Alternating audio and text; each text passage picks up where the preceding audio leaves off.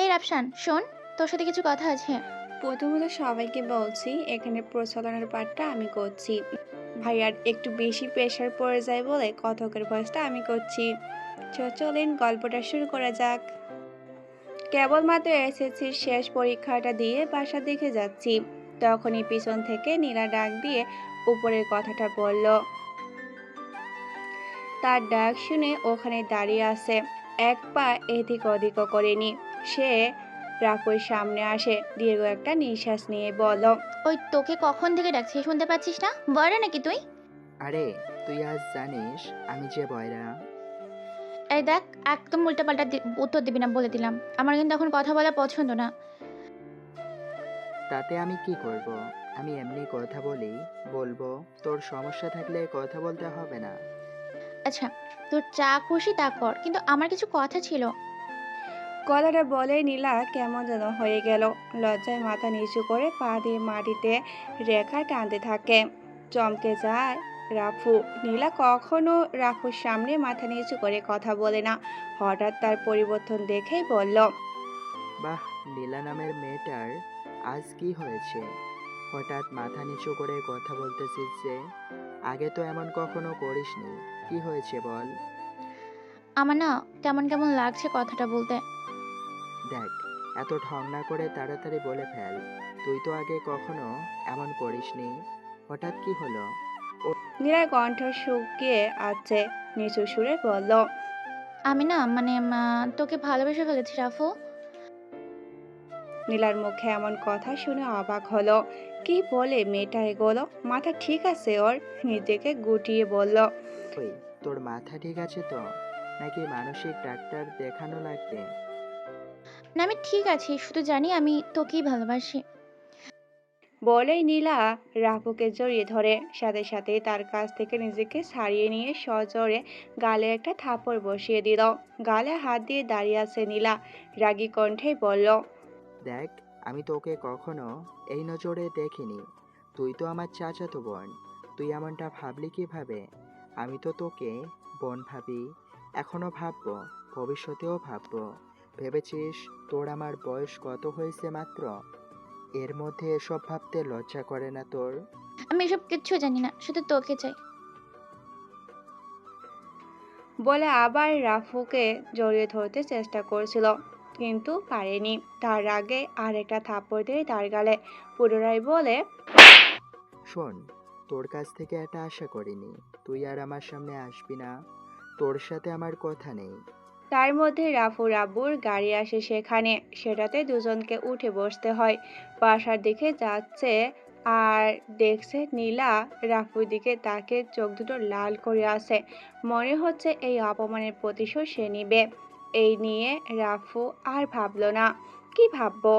Driver আঙ্কেলের mobile নিয়ে games খেলা শুরু করলো। এতক্ষণ যে কথা বলছিল সে হলো রাফসান ইসলাম শাহিদ। এবার এসএসসি পরীক্ষা দিল।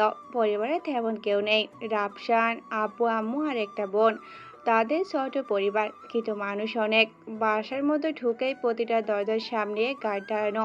বাবা এলাকার সন্তানদের একজন, বাবা এলাকার সন্তানদের একজন, তাই নিরাপত্তা। কিন্তু কার ভালো লাগে এসব? যাই হোক, আর কিছু বলল না। কিছুক্ষণ আগে যাকে রাফু মারলো সে হলো ছোট চাচুর একমাত্র মেয়ে, বড় ফাজিল। যেটা বলবে সেটা করে ছাড়বে। নিজের ইগোটা একটু বেশি করেই রাখে সব সময়। আর এটাই ওর সবচেয়ে বড় শত্রু, সেটাও নিজেও জানে না। বাসার সামনে এসে গাড়ি থামে, দৌড়ে নিজের রুমে গিয়ে ফ্রেশ হয়ে বাহিরে বেরিয়ে আসে। দীর্ঘ ১.৫ মাস কারাগারে ছিল মনে হচ্ছে। নিঃশ্বাস বন্ধ হয়ে আছিল, এখন একটু মুক্তি পেয়েছে মনে হচ্ছে। বাসা থেকে বের হলো তখনই আম্মু পিছন থেকে ডাক দিয়ে বলল। রাপু, এই দুপুরবেলা কোথায় যাচ্ছিস? সবেমাত্র পরীক্ষা শেষ করে আসলি, একটু রেস্ট নে। এই আম্মু, বাধা দিও না তো। আমার বন্ধুরা পার্কের সামনে দাঁড়িয়ে আছে আমার জন্য। আচ্ছা, যাচ্ছিস যখন তখন এই দিকে একটু আয়। রাফসান আম্মুর কাছে যেতেই আম্মু রাফসানকে ভাত বেড়ে দিয়ে দুমুঠো খাইয়ে দেয়। হয়েছে আম্মু, আর খাবো না। আচ্ছা, গাড়ি নিয়ে যা। দেখো আম্মু, একবার বলছি না? এই আব্বুর লোকজন, গাড়ি এসব একদম পছন্দ না আমার। তুমি শুধু শুধু মেজাজ গরম করে দিচ্ছ। বলে বেরিয়ে আসে পার্কের উদ্দেশ্যে। একটা রিক্সা করে পার্কের সামনে নামতেই রাফুর বন্ধুগুলো চলে আসলো। কি রে রাফু, রিক্সা আসলি যে, গাড়ি নিয়ে আসলি না? তোদেরও তো গাড়ি আছে, তোরা নিয়ে আসলি না কেন? না মানে, হয়েছে, মানে করতে হবে না। একটা ফোন দে তো, একটা সেলফি তুলে নেই আগে। কি রে তোর ফোন কোথায়? আমার ফোন নেই। আমার ফোন সেই পরীক্ষার আগে বন্ধ করেছি, একটু আগেই অন করে চার্জে রেখে আসছি। ওহ ভালো, এনে। তখন ওদের সাথে আড্ডা দিয়ে খাবার খেয়ে সারাদিন ঘোরাঘুরি করে ঠিক সন্ধ্যার আগে বাসায় চলে আসলো। এটা একটা বদ অভ্যাস যে সন্ধ্যা নামার আগে বাসায় ঢুকতে হয়। সন্ধ্যার পর বাসার বাইরে থাকতে পারে না। বাসায় ঢুকতে না ঢুকতেই আব্বু রাফুকে তার হাতে থাকা চামড়ার বেল দিয়ে পিটাতে শুরু করলো। আও! হঠাৎ চিৎকার করে উঠি ব্যথায়। উফ! আব্বু, আমাকে মারতেছো কেন? নিজেকে রক্ষা করার বৃথা চেষ্টা করে আর কথাটা বলছে। পাশেই দেখে নীলা ঠোঁট কামড়ে দিয়ে তাকে ইশারা করে বোঝাচ্ছে, তাকে খবর করিয়ে নিচ্ছে সে। বুঝেছে নিশ্চয়ই কিছু উল্টাপাল্টা মিথ্যা বলেছে তার আব্বুর কাছে। আম্মু আর ছোট বোনটা পাশেই দাঁড়িয়ে আছে, কেউ কিছু করতেই পারবে না, কারণ তার আব্বুর সামনে কেউ কিছুই বলতে পারে না। তুই আমার ছেলে হয়ে এমন কাজ কিভাবে করতে পারলি? নীলা তোর বোন হয়, তুই শেষে কিনা ওর উপরই ঝাঁপিয়ে পড়লি। ছি ছি, তোকে ছেলে হিসেবে পরিচয় দিতেও লজ্জা করছে। আমি তো কিছুই বুঝতেছি না। আউস! তখনও আব্বু তাকে ছাড়ছে না, অনেক মারছে। প্রায় 15 মিনিট পিটিয়ে তার পুরো শরীর লাল করে ফেলেছে। পিটানো থামিয়ে কড়া গলায় বলল, দূর হ আমার চোখের সামনে থেকে, আর কখনো যেন তোর এই পাপী মুখ আমি দেখতে না পাই। চোখের সামনে আসবি না তুই। তখন বুঝতে পারে নীলা তার আব্বুর কাছে খারাপ কিছু ইঙ্গিত দিয়েছে, তাই তার আব্বু কিছু ভাবতে পারেনি। কিন্তু আব্বুর কথাগুলো তার ঠিক হতে লাগে। যথেষ্ট বড় হয়েছে, এসএসসি পরীক্ষা শেষ করেছে। তার সময়টা এমন যে কারো কথা অল্পতেই গায়ে লেগে যায়। তখন প্রতিবাদ করতে পারেনি নীলার মিথ্যা কথার, কারণ তার কাছে প্রমাণ ছিল না। এখনও যেটা বলবে সেটাই সত্যি ওর আব্বুর কাছে। তখনই নিজের রুমে গিয়ে ব্যাগে নিজের কিছু জামা কাপড় আর মোবাইল চার্জার নিয়ে গুছিয়ে বাইরে বেরিয়ে যাওয়ার আগেই বলে, আব্বু, আমি চলে যাচ্ছি। তুমি যে তোমার ভাইয়ের মেয়ের কথা শুনেই আমাকে মারলে, আমার একটা কথা শোনারও দরকার পড়েনি তোমার কাছে। আজ বুঝেছি, আমার চাইতে তোমার ভাইয়ের মেয়েই বড় হয়ে গেছে।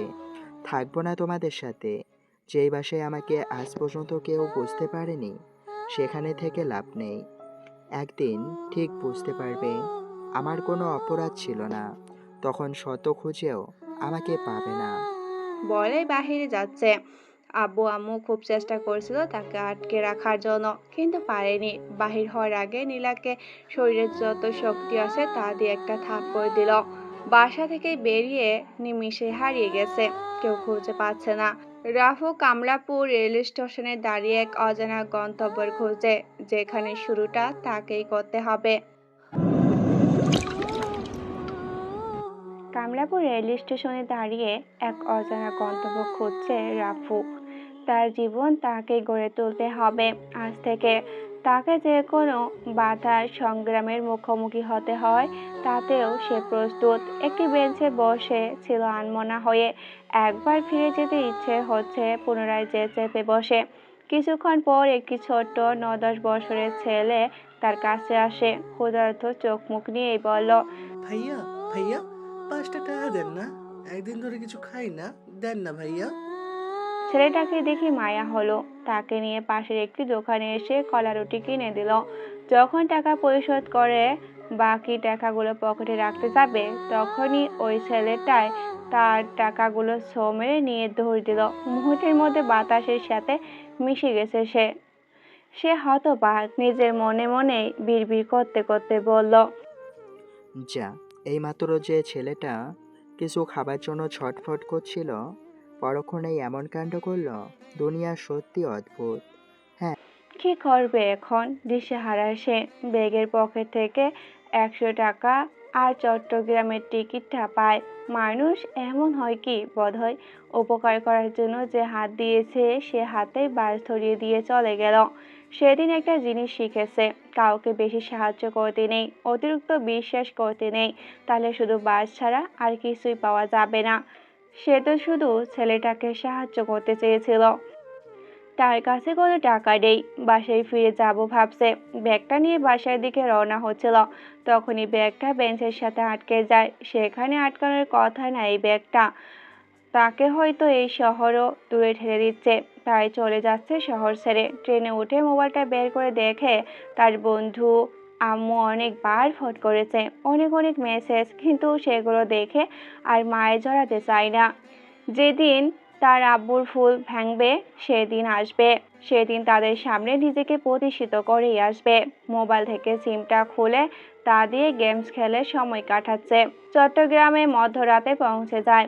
এখন কোথায় যাবে কোনো ঠিকানা খুঁজে পাচ্ছে না। এমন পরিস্থিতিতে পড়তে হবে আগে ভাবিনি। এই শহর চেনা নেই তার, এই প্রথম চট্টগ্রামে আসা। প্রায় 2 ঘন্টা এদিক ওদিক ঘুরে বেড়ানোর পর কিছু না পেয়ে একটা বেঞ্চের উপর ব্যাগটা রেখে তার উপর মাথা রেখে শুয়ে পড়ে। কিন্তু ঘুম তো আর আসবে না। একটু পর পর ট্রেনের শব্দে ঘুম ভেঙে যায়। কোনো রকম রাতটা কেটে গেল রেস্টুরেন্টে। সেখান থেকে বেরিয়ে যেদিক দু চোখ যায় সেদিকেই যাচ্ছে। হঠাৎ এত এত মানুষের মধ্যে একটু ভয় করছিল না তার। তাই ভাবলো ভয়টাকে যদি জয় করতে পারে তাহলে সাফল্য হতে পারবে জীবন যুদ্ধে। প্রায় 9টা বাজে তখন। কিছু খুঁজতে পাচ্ছিল না, ক্ষুধাও লাগছে খুব। একজনের কাছে জায়গাটির নাম জিজ্ঞাসা করে। সে বলল নিউ মার্কেট। নাম শুনছিল, কোথাও যেন মনে নেই। একটা হোটেলে ঢুকে ভালো ভালো খাবার অর্ডার করলো। সব সময় এগুলো খেয়েই বড় হয়েছে। যখন তখন ক্ষুধার জন্য পকেটে যে ফাঁকা তার কথা মনেই ছিল না। খাওয়া দাওয়া শেষ করে বিল দিতে যাবে তখনই মনে পড়ে পকেট তো ফাঁকা, 100 টাকা আছে মাত্র, আর বিল হয়েছে 250 টাকা। চেহারায় একটা আলাদা টেনশন চলে আসে, কান্না কান্না ভাব ছিল চোখে। তখন ম্যানেজার তাকে দেখে কিছু বুঝতে পারে, কাছে ডেকে জিজ্ঞাসা করে। কি হয়েছে? তখন সবকিছু খুলে বলে তাকে। বাসা থেকে চলে আসার ঘটনা, রেস্টুরেন্টে ছিনতাই, চট্টগ্রামে তার থাকার কিছু নেই। তখন ম্যানেজার সাহেব একটা কথা বলল। কাজ করবি আমার এখানে? তার কথায় রাফু যেন রাজ্য খুঁজে পেল। এতটা তাড়াতাড়ি কিছু একটা ব্যবস্থা হয়ে যাবে কল্পনাতেও ভাবেনি। তড়িঘড়ি করে বলল। হ্যাঁ, করব। তাহলে শোন, দুবেলা খাবার, থাকার ব্যবস্থা আছে, হোটেলের ছাদে ছোট একটা রুম, আর মাসিক 6,000 টাকা। রাজি আছিস? রাফুর চোখ ছলছল করছে। তাকে কি বলবো তখন খুঁজে পাচ্ছিল না। কাজের জন্য হ্যাঁ বলে দেয় কিছু না ভেবেই। আচ্ছা শোন, এখানে 2টা শিফটে ভাগ করে কাজ করতে হয়, সকাল বিকাল, বিকালে রাত 12টা। এখন কোন সময় কাজ করবি তুই? রাফসান তখন মনে মনে ঠিক করলো সারাদিন কাজ করে রাতে শান্তিতে ঘুমানো যাবে, তাই দিনে কাজ করার সিদ্ধান্ত নেই। সেদিন থেকে কাজে লেগে যায়। প্রায় 15 দিন চলে যায়। তার মধ্যে রাফসানের নজরটা সামনে থাকা একটি কোচিং সেন্টারের একটি মেয়ের দিকে যায়। খুব ভালো লাগতে শুরু করে তখন। মাঝে মধ্যে হোটেলেও আসতো।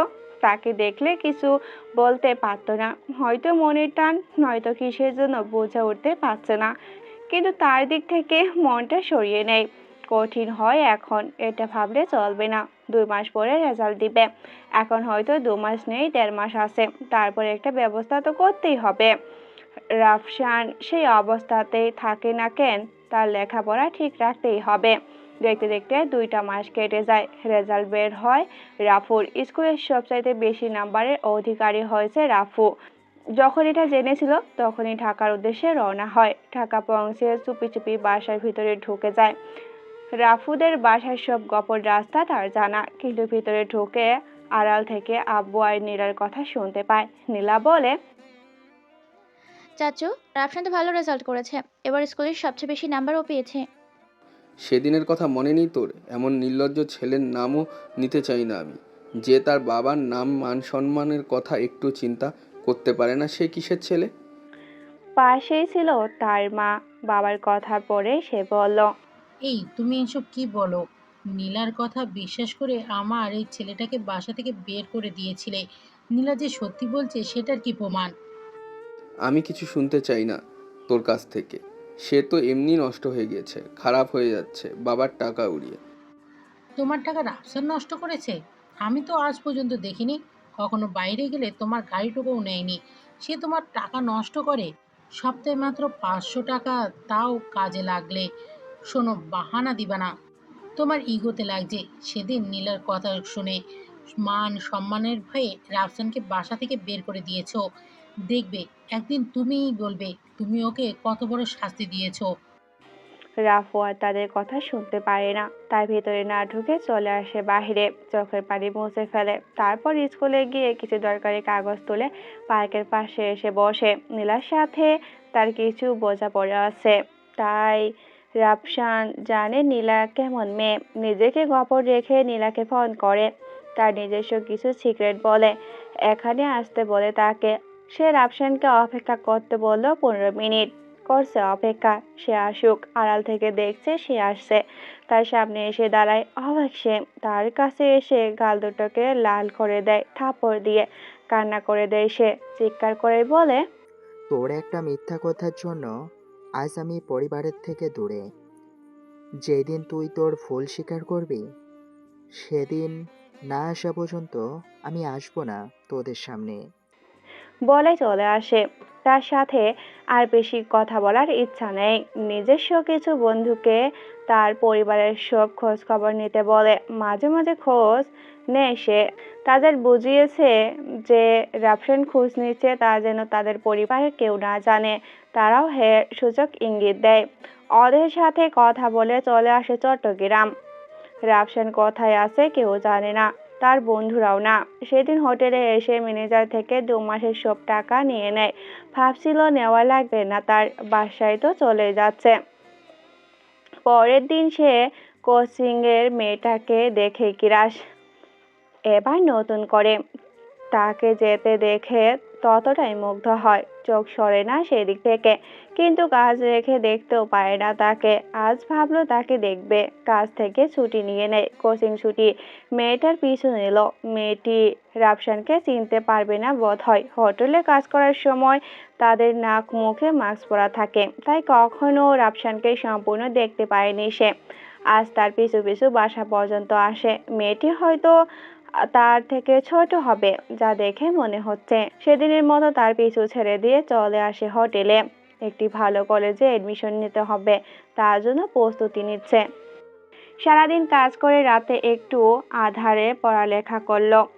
আমার সব এদিকে পড়ালেখা, অন্যদিকে কিছুদিন পর একটা নির্দিষ্ট কলেজে এডমিশন ফর্ম পূরণ করে। এখন শুধু অপেক্ষা। শুনছি এখানকার কলেজে লেখাপড়ার মান ভালো, সরকারি কলেজ। আমার বর্তমান সাধ্যের মধ্যেই থাকবে। কেটে যায় কয়টা দিন, মাঝখানে শুধু এডমিশন রেজাল্টের অপেক্ষায় ছিলাম। কাজ আর রাতে আকাশ দেখা চোখে স্বপ্নে বোনা। হঠাৎ একদিন কাঙ্ক্ষিত রেজাল্টটি আসে, খুশিতে আত্মহারা সে। তড়িঘড়ি করে ভর্তি হয়ে আসে কলেজ থেকে। যতটা ঝামেলা হবে ভেবেছিল তা হয়নি। তার জীবনের নতুন অধ্যায়। ম্যানেজার বললেন, তুই যখন কলেজে ভর্তি হয়েছিস, এখন থেকে সন্ধ্যা শিফটে কাজ করিস কেমন? সেও রাজি হয়। সারাদিন কলেজ থেকে ফিরে বিকালে কাজ করলে মন্দ হবে না। সময় বিশ্রাম দুটাই এখন থেকে হিসাব করে করতে হবে। জীবনের প্রথম কলেজ লাইফের প্রথম ক্লাস কালকে। খুব আনন্দ লাগছিল তখন, আবার নার্ভাস ফিলও করতেছিল। কলেজে কি না কি হয় সেটা নিয়ে টেনশনে সবকিছু মাথা থেকে ঝরে ফেলে দিয়ে, যা হওয়ার কালকে হবে, তখন দেখা যাবে। ঘড়িতে 12টা বাজে। কাজ শেষ করে তাড়াতাড়ি ঘুমাতে যায়। খুব সকালে হোটেলের ম্যানেজার নিজে তাকে ডেকে তোলে। মানুষটা খুবই ভালো, কখনো কোনো ভুল কাজ করলেও নিজ হাতে তাকে শিখিয়ে দিত। কেন দিত তা অজানা তার। ঘুম থেকে উঠতে দেখে ম্যানেজার সাহেব হোটেলে চলে যায়। সে সব কিছু গুছিয়ে নিয়েছে। গোসল করে ভালো কিছু জামা কাপড় ছিল, সেগুলো পরিধান করে কলেজে যাওয়ার জন্য অপেক্ষা করছে 1.5 ঘন্টা আগে থেকে। নিচে নেমে হোটেল থেকে হালকা কিছু নাস্তা করে রওনা হয় কলেজের উদ্দেশ্যে। তার জীবন শুরু এখান থেকে। কলেজের দিকে যেতেই এগোচ্ছে ততই তার হার্টবিট বেড়ে চলছে। 45 মিনিটের পথ 1 ঘন্টা লেগে যায় পৌঁছাতে কলেজে। একটু আগে রওনা হয়ে ভালোই করছিল। কলেজের গেটের সামনে দাঁড়িয়ে মাটি হাতে সালাম করে নিল। মনে মনে বলল, আল্লাহ, আমার পড়ালেখা যেন ভালো মতো হয়, কোনো ঝামেলায় যেন না জড়াই।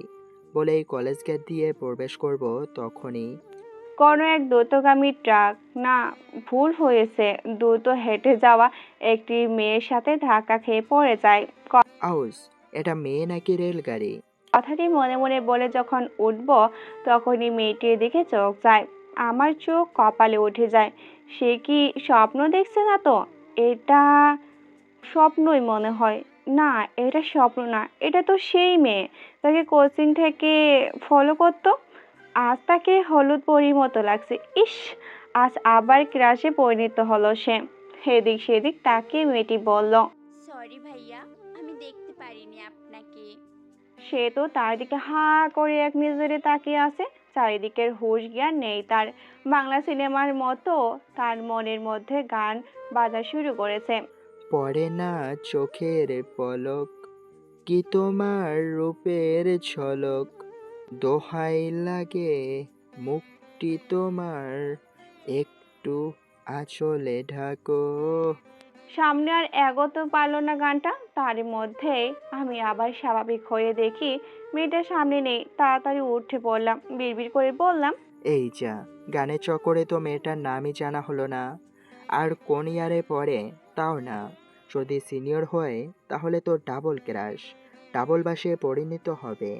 না, এমন সুন্দরীর জন্য ডাবল বাস খাওয়াতে ভালো হবে। মাথাটা চুলকাতে চুলকাতে নিজের ক্লাসরুমে চলে আসি। ক্লাসরুমটা আগেই চিনে গিয়েছি ভর্তি হওয়ার সময়, তাই প্রবলেম হয়নি। নতুন নতুন সব মানুষদের ভিড়, ক্লাসের সবাই সবার সাথে পরিচয় হচ্ছে। বিশেষ করে ছেলেরা মেয়েদের সাথেই পরিচয় হচ্ছে। ইস, এগুলো দেখলে কেমন যেন লাগে। মনে মনে বলে, ওরা তো ওরা মেয়েদের সাথে কথা বলে পরিচয় হয়, আমি কেন পারি না? সে চুপচাপ একটা টেবিলে বসে পড়ে। ঠিক তার 5 মিনিট পরে ক্লাসে স্যার আসে। সবাই নিজ নিজ সিটে বসে। স্যার রুমে ঢুকতেই স্যারকে স্বাগতম জানানোর জন্য দাঁড়িয়ে যায় সবাই। স্যার বসতে বলা সবাই বসে পড়ে। প্রথম ক্লাস, তাই স্যার সবার সাথে পরিচিত হবে। কোনো ক্লাস হবে না আজ। একে একে অনেকের পরিচয় নেওয়া শেষ। হঠাৎ চমকে উঠে সে। ক্লাসরুমের বাহিরে যেই মেয়েটা এসে দাঁড়িয়েছে, অবাক চোখে দাঁড়িয়ে আছে তার দিকে। সে স্যারের অনুমতি নিয়ে ক্লাসে ঢুকবে। মনে মনে আনন্দিত হতে থাকে সে। তার মানে তারা দুজন বেসমেট। স্যার পুনরায় পরিচয় দিতে শুরু করে। এক সময় ওই মেয়েটার পরিচয় দেওয়ার সময় এসেছে। দাঁড়িয়ে সে অনর্গল কণ্ঠে বলতে লাগলো, আমি মেঘলা রহমান, মিম, জেলা স্কুল থেকে এসেছি। তখনই বুঝতে পারে যে স্থায়ী ও মেয়ে। কিছুক্ষণ পরে তার পরিচয়ের পালা। আমি রাফসান ইসলাম সাইদুল, ঢাকার একটি ছোট্ট স্কুল থেকে আপনাদের সাথে এসে মিশেছি। জানি না এ সময়টা কতটা দূর পর্যন্ত যাবে, তবুও সকলের সহযোগিতা কামনা করছি। বলেই বসে যাই।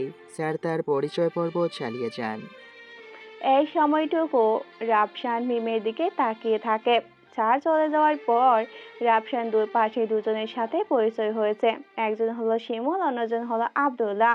প্রথম দিন কলেজে এসে এই দুজনের সাথেই পরিচিত হয়। আর কিছুটা সময় ক্লাসের বিভিন্ন স্যার এসে বক্তব্য দেয়, আবার চলেও যায়। কিন্তু তার চোখ দুটো তো মিমের দিকেই আটকে আছে। ক্লাস শেষ করে সবাই যে যার মতো করে চলে যাচ্ছে। রাফসানও চলে যাওয়ার জন্য কলেজ ভবন থেকে বাহির হয়ে মাঠের পাশ দিয়ে যাচ্ছে। তখনই কিছু সিনিয়র ভাই তাকে ডাক দিল। এই ছেলে, এই এই জি ভাইয়া, আমাকে ডাকছেন? হ্যাঁ, তোকেই ডাকছি, এদিকে আয়। জি ভাইয়া, বলেন। একজন রাগী কণ্ঠে বলল, এই ছেলে, বড়দের দেখলে সম্মান করতে হয় জানিস না? সালাম দে। আসসালামু আলাইকুম ভাই, ভালো আছেন? ওয়ালাইকুম সালাম। সালামের উত্তর দেয় একজন। অন্য একজন বলে, ভুল তো করে ফেলেছিস প্রথম দিনেই। এখন এখানে কান ধরে দাঁড়িয়ে থাকবি 2 মিনিট, তারপর যেতে পারবি। কি করবে তখন ভেবে পাচ্ছিল না। তবু তারা ছজন পারলে গ্যাঞ্জাম করতে পারত, কিন্তু এখনই গ্যাঞ্জাম করলে কেমন দেখায়। আজ তো প্রথম দিন, আর এইসব ঝামেলায় নিজেকে জড়াতে চায় না। তাই ঠিক 2 মিনিট ওখানে কান ধরে দাঁড়িয়ে থাকে, চলে আসে। নতুন লক্ষ্যে চলার প্রথম দিন, আজ কেমন যেন শরীরের ভিতরে আলাদা একটা ফিলিংস কাজ করতেছিল। রাতে কাজ শেষ করে ঘুমিয়ে যায়, হঠাৎ মিন ঝড়ে স্বপ্ন আসে। ঘুম ভেঙে যায় তার, অন্ধকারে বিড়বিড় করতে থাকে, এতটা পাগল হয়ে গেছি ওর জন্য। নিজেকে প্রশ্ন করে মনটা ছটফট করতে থাকে। কখন সকাল হবে, কখন কলেজে যাবে, কখন মিমকে দেখবে, এগুলো ভাবতে ভাবতে কখন যে ঘুমিয়ে যায় টেরে পায়নি। সকালে ঘুম থেকে উঠেই ফ্রেশ হয়ে হোটেল থেকে নাস্তা করে সময় মতো রওনা হয় কলেজের জন্য। হঠাৎ দেখে মিম যাচ্ছে রিকশায় করে, সামনেই একটা ছেলে মিমের রিকশা থামিয়ে তাকে বিরক্ত করছে। মিম অসহায়, প্রায় কিছু বলতেও পারছে না, তার মস্তিষ্কে তখন আগুন জ্বলছে। কিছু সময় পরে মিমকে যেতে দেয় ছেলেটি, রিকশা চলল। একটু আড়াল হতেই টং দোকানের শুকনো বাঁশের লাঠিটা নিয়ে ছেলেটার সামনে এসে দাঁড়ায়। এটাকে ডিস্টার্ব করলি কেন? ছেলেটা রাফসানের সিনিয়র হবে। সে প্রথমেই রাফসানের দিকে তাকায়, এদিক ওদিক তাকিয়ে বলল, মেয়েটা তোর কি হয়? তোকে কৈফিয়ত দিব নাকি? না দিলে আমিও ডিস্টার্ব করব, তুই কি করবি? ছেলেটার কথা শেষ না হতে হাতের লাঠি দিয়ে মাথায় আঘাত, ফেটে যায় মাথা, রক্ত ঝরে। সে চেপে ধরে মাথাটা, শার্টের কলার ধরে হাঁচকা টান দিয়ে তাকে রাস্তার পাশে নিয়ে যাচ্ছে। তারপর ইচ্ছা মতো হাত পায়ে আঘাত করে। ছেলেটা প্রায় আধমরা। রাফসানও ক্লান্ত, তাকে ছেড়ে দিয়ে বলল, ফের যদি তোকে ডিস্টার্ব করছিস তো মরছিস, মাথায় রাখবি। কথাটা বলে চলে আসলো সেখান থেকে। নিজেকে গুছিয়ে কলেজে আসলো। গেট দিয়ে ঢুকতে গতকালের সেই বড় ভাইগুলো আজ আবারও ডাকছে। ধুর, ভাল লাগে না বড় ভাই এবং কলেজে দেখে কিছু বলতেও পারছে না তাদের। জি ভাইয়ারা, আসসালামু আলাইকুম। ওয়ালাইকুম সালাম। বাহ, একদিনেই শিখে ফেলেছিস দেখি। ভাইয়া, আমার ক্লাস শুরু হয়ে যাবে, একটু পরেই আমি যেতে পারি? আরে এত ব্যস্ত কেন? অপেক্ষা কর একটু। পাশ থেকে একজন একটি দিশলাইয়ের কাঠি দেয় রাফসানের হাতে। রাফসান বলল, ভাইয়া, এটা দিয়ে কি করব? এই যে সামনে যে ব্রেসটা আছে সেটা একবারে মেপে বল কত কাঠি। তারা সবাই হাসছে দেখে রাফসানের মাথা গরম হয়ে যাচ্ছে, কিছু বলল না। এখন সময় হলেই বলবে। প্রায় 15 মিনিট ধরে মেপে তারপর ক্লাসে চলে আসে। একটু লেট হয়, 10 মিনিট ক্লাসে ঢোকার অনুমতি চেয়ে ঢুকে পড়ল। সবাই মনে হয় এলিয়েন দেখছে, সেভাবেই তাকিয়ে আছে তার দিকে, কিছু ভাবতে পারছে না এখন। ক্লাস শেষ হলে শিমুলে সেই বলল, কিরে, তোর মাথায় দিয়ে কি ঝড় গেল নাকি? মানে কি ঝড় যাবে? তখন শিমুলার মোবাইলের ক্যামেরা অন করে রাফসানের দিকে তাক করায়। এ কি, এটা যে রাফসান, তা মনেই হচ্ছে না। বড় বড় চুলগুলো এলোমেলো হয়ে আছে, নিজেকে চেনাই যাচ্ছে না। এখন বুঝছে, এই জন্যই মনে হয় সবাই তার দিকে হা করে তাকিয়েছিল। আসলে তখন ওই ছেলেটাকে মারার পর নিজের চুলগুলো ঠিক করতেই মনে নেই। যাই হোক, হাত দিয়ে চুলগুলো ঠিক করে নেই। শিমুল, চল একটু বাইরে যাই, এখানে কেমন দম বন্ধ হয়ে আসছে। আচ্ছা চল। দুজনে ক্লাসরুম থেকে বাইরে চলে আসে মাঠের দিকে। এক কোণে মিম বসে আছে, তাকে দেখে শিমুলকে বলল, শিমুল, তুই মাঠের ওই কোণে বস, আমি একটু আসতেছি। বলেই চলে আসলো। মিম আনমনে আকাশের দিকে তাকিয়ে আছে। পিছন থেকে তার কাছে এসে বলল, এই মিম।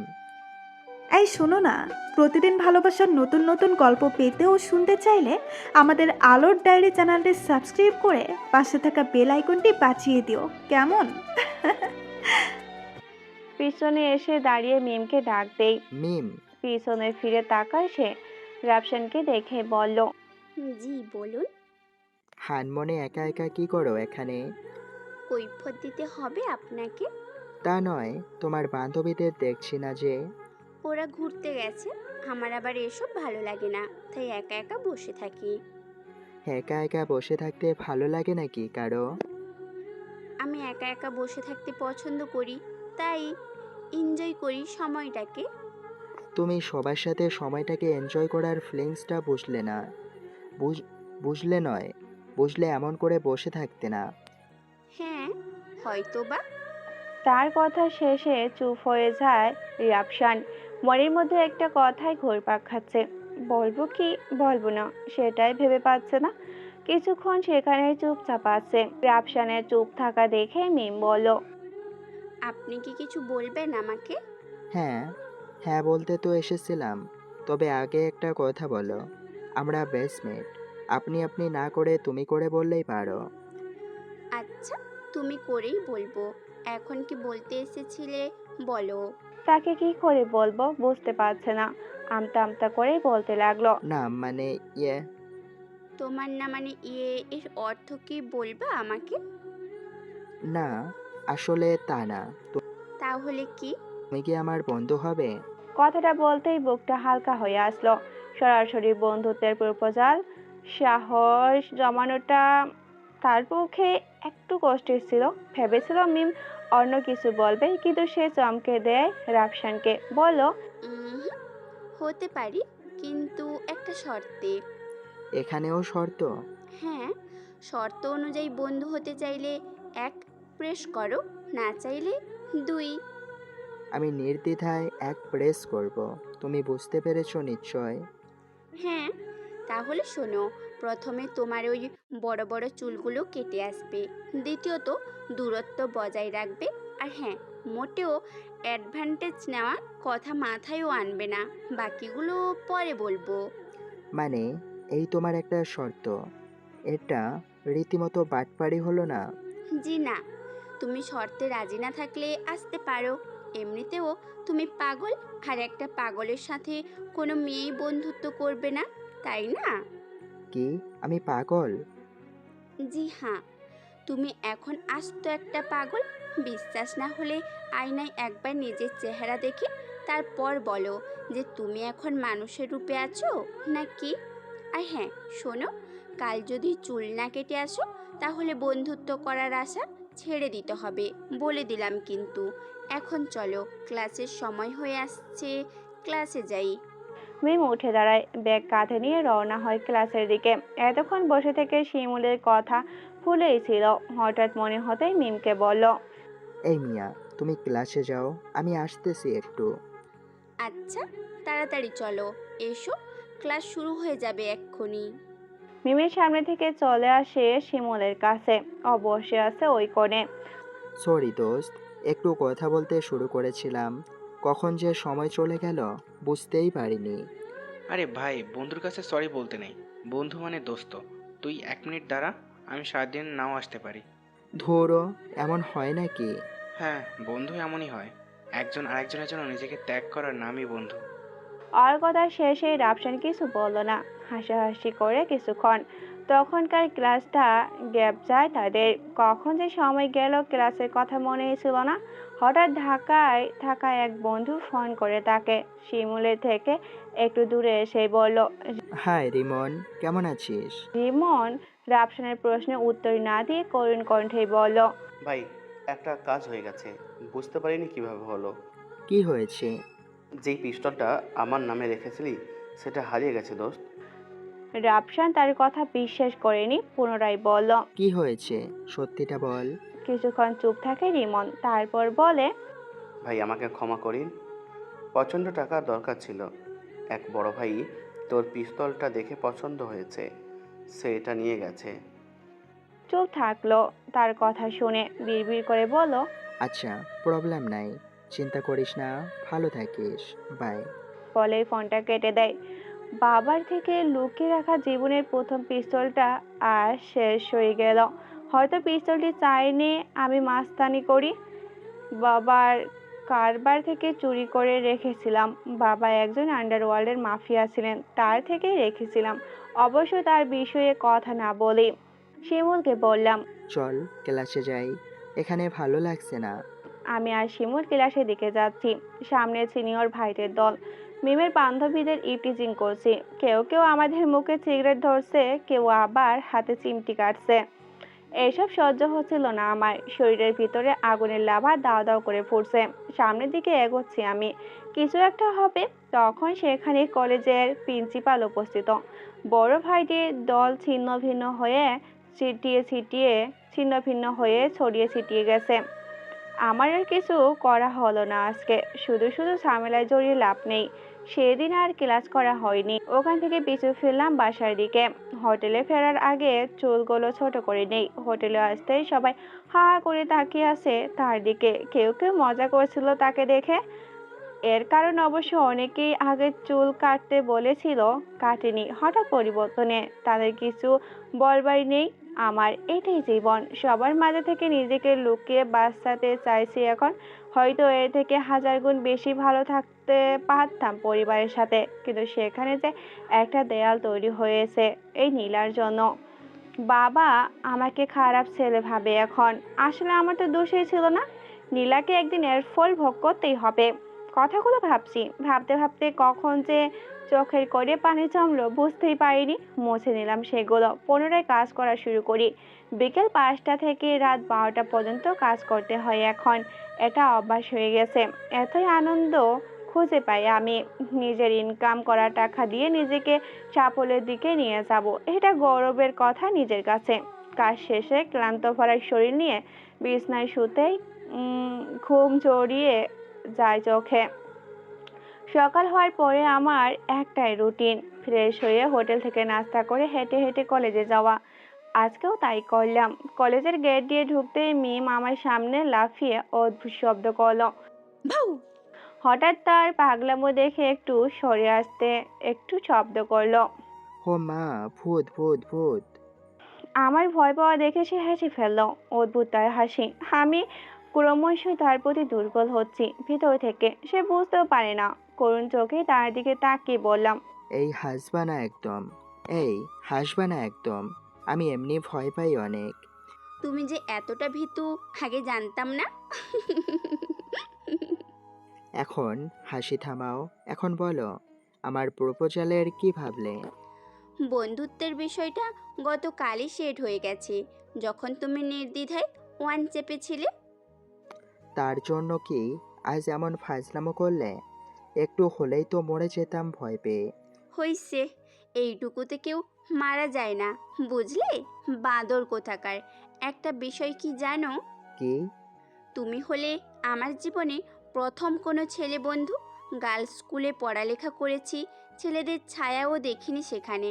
বাসার চারিদিকে কোচিং, কোথাও ছেলেদের সাথে কথা বলার সুযোগও পাইনি। ও, ভালো তো। ভালো না ছাই? তার মানে তুমি আগেই চাইছিলে ছেলে বন্ধু হোক? না, তেমন কিছু না। আমার বান্ধবীদের থেকে তাদের ছেলে বন্ধুদের গল্প শুনতাম তো, তাই। এইসব কথা আর বাড়াতে চাইলাম না আমি। তারপর বললাম, আচ্ছা চলো কোথাও বসি। চলো। গেট থেকে সরে এসে দুজনে একটা গাছের নিচে বসে পড়ে। সুন্দর মৃদু বাতাস মিমের চুলগুলো দুলছে হালকা করে। মনে হচ্ছে যুদ্ধ শুরু হচ্ছে। উথাল পাতাল মন অনেক কিছুই চাইছে। বাহির থেকে তাকে বুঝতেই দেয়নি। একদম শান্ত হয়ে আছে তার সামনে। মিমের সাথে হেসে হেসে কথা বলছিল। তা দেখে ফেলে কলেজের বড় ভাইগুলো। আর চোখে মিমেও তাদের দেখেছে। এইদিকেই আসছে তারা। অপরদিকে গেটের সামনে থেকে সেদিনকার সেই ছেলেটাও আসছে তার বন্ধুদের নিয়ে। ছেলেটার হাত কপালে ব্যান্ডেজ। মিমকে বলল, মিম, ক্লাসরুমে যাও। কেন? আর একটু বসি। তোমাকে বলেছি না ক্লাসরুমে যাও? আমার কণ্ঠে চিৎকারের সুর শুনে সে একটু ঘাবড়ে যায়। বসা থেকে উঠে ক্লাসরুমের দিকে যায় সে। আমি সামনের দিকে। একটু দূরত্ব উড়ে যাওয়ার মতো করে পাশের দেওয়ালে ছুটে যাওয়ার রডটা উঠিয়ে নিই। ছেলেগুলো তেড়ে যাচ্ছে। একজন সামনে তার হাতের হকি স্টিক দিয়ে আমার শরীরের দিকে আঘাত করার পজিশন নেয়। মাথা নিচু করে তার হাঁটু বরাবর রোডের আঘাত করতে কাত হয়ে শুয়ে পড়েছে। শুয়ে পড়তে এই বুক বরাবর সজোরে লাথি গুটিয়ে উঠেছে। পিছন থেকে আবারও দুজন একসাথে আসে। একজনের উপর হামলে করি। দ্বিতীয় জনের লাঠির আঘাত এসে আমার পিঠে লাগে। 2 কদম সামনে এগিয়ে যায়। রক্তচক্ষু আমার ওর দিকে তাকিয়ে দাঁতের দাঁত চেপে আঘাত শুরু। এক এক করে 5 জনকেই শুয়ে দেই। আগে মার খাওয়া ছেলেটাকে ছেড়ে দেই। সে চুপচাপ দাঁড়িয়ে আছে। তার উদ্দেশ্যে বলি, এদের হাসপাতালে নিয়ে যাস। দ্বিতীয়বার আমারে মারার কথা যদি স্বপ্নেও দেখিস, তাহলে স্বপ্নে এসে মেরে যাব, কথাটা মনে রাখিস। ছেলেটা ভয়ে কাঁপতে কাঁপতে চলে যায় সেখান থেকে। আমি ক্লাসরুমে ঢুকে যাচ্ছি, সবাই তাকিয়ে আছে আমার দিকে, কেননা যাদের মেরেছি তারা এলাকার নাম করে বখাটের দল। বড় ভাইদের পাশ দিয়ে যাচ্ছি, মনের মধ্যে হাসি চেপে রাখছি। ভাইগুলো চুপ হয়ে দাঁড়িয়ে আছে মাথা নিচু করে। তারা হতবাক, যাদের আমি মেরেছি তারা ভাইদের চেয়েও বড় বখাটে। একটা মজা নেওয়ার জন্য তাদের দিকে তাকিয়ে বললাম, আসসালামু আলাইকুম বড় ভাই। সরি, আজ সালাম দিতে ভুলে গেছিলাম। আরে তোমার সালাম দেওয়া লাগবে না, তুমি তো ছোট ভাই, আর ছোট ভাই কখনো সালাম দেয় না। তুমি আমাদের সবার ছোট ভাই। বেশি কথা না বাড়িয়ে তারা ওখান থেকে চলে যায়। বাকি সবাইও নিজ নিজ কাজে লেগে পড়ে। পিছন ফিরে তাকাতেই দেখে মিম তার দিকে আসছে। সে একটু ভয় পেয়ে পিছিয়ে আসে। মিম বলে, কে তুমি? তার কাছে উত্তর নেই, চুপ করে আছে। মিম আবারও বলে, তুমি রাইহানকে কিভাবে চেনো?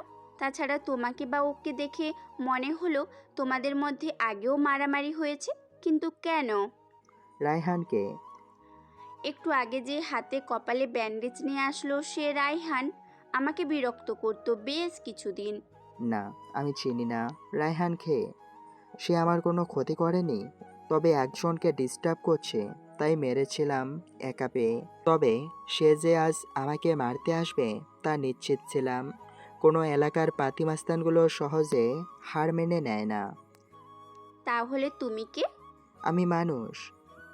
তা তো দেখতেই পাচ্ছি, কিন্তু মানুষের পেছনে কে? অদৃশ্য মানুষ। তুই একটা খব্বিস। অবশ্যই, তুমি যা বলবে তাই। দেখ, মাথা খাবি না বলে দিলাম। আমাকে দেখে কি তোমার রাক্ষস মনে হয়? জি না, মাস্তান টাইপের কিছু মনে হইল। তবে তুমি কখনো মাস্তান হতে পারো না। একটু আগেই যে পরিমাণ ভয় পেলে আমাকে দেখে। ওখানে কেমন যেন লাগছিল। সবাই আর চোখে দেখতে লাগলো তাদের। মিমকে বলল, চলো, আজ ক্লাস করব না, দুজন মিলে ঘুরতে যাব কোথাও। কি বললা শয়তান? ক্লাস করবা না মানে কি? ক্লাস ফাঁকি দেওয়ার ফন্দি, তাই না? না, আজ তোমাকে নিয়ে ঘুরতে যেতে মন চাইছে, তাই। আমি অবাক হচ্ছি তোমার এইসব কিছু দেখে। তুমি আসলেই কে বলো তো? মাত্র প্রথমে দেখাতে, প্রথম কথাতে বন্ধুত্বের হাত বাড়ালে। আমি কিসের জন্যই বা তোমাকে বন্ধু বানালাম? 10 দিনও হয়নি ঠিক করে ক্লাস শুরুর, তুমি এর মধ্যে কলেজে গ্যাঞ্জাম শুরু করেছো। ক্লাস ফাঁকি দিয়ে ঘুরতে যাবার প্রস্তাব করছো। কি চলছে তোমার ভিতর শুনি? হুম। না মানে এতগুলো প্রশ্ন। চলো আজ ঘুরে আসি।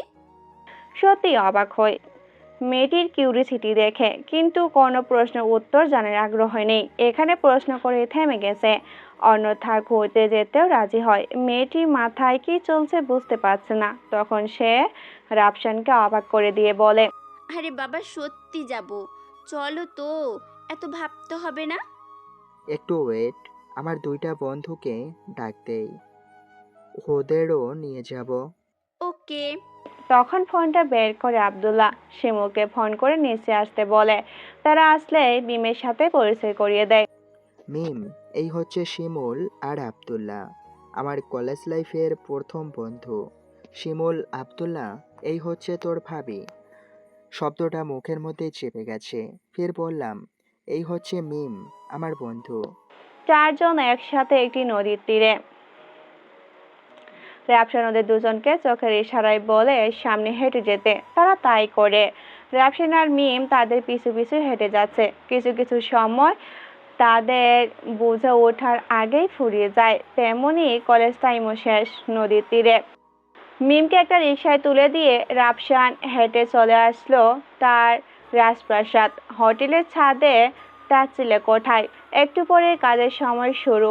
নিজেকে গুছিয়ে নেয়। রাতে কাজ শেষ করে ছাদের এক কোণে এসে বসে। রাতের অন্ধকার আকাশে ক্ষুদ্র ক্ষুদ্র তারার মেলা। হঠাৎ বয়ে যাওয়া দমকা হাওয়ায় যেন এক স্বর্গ।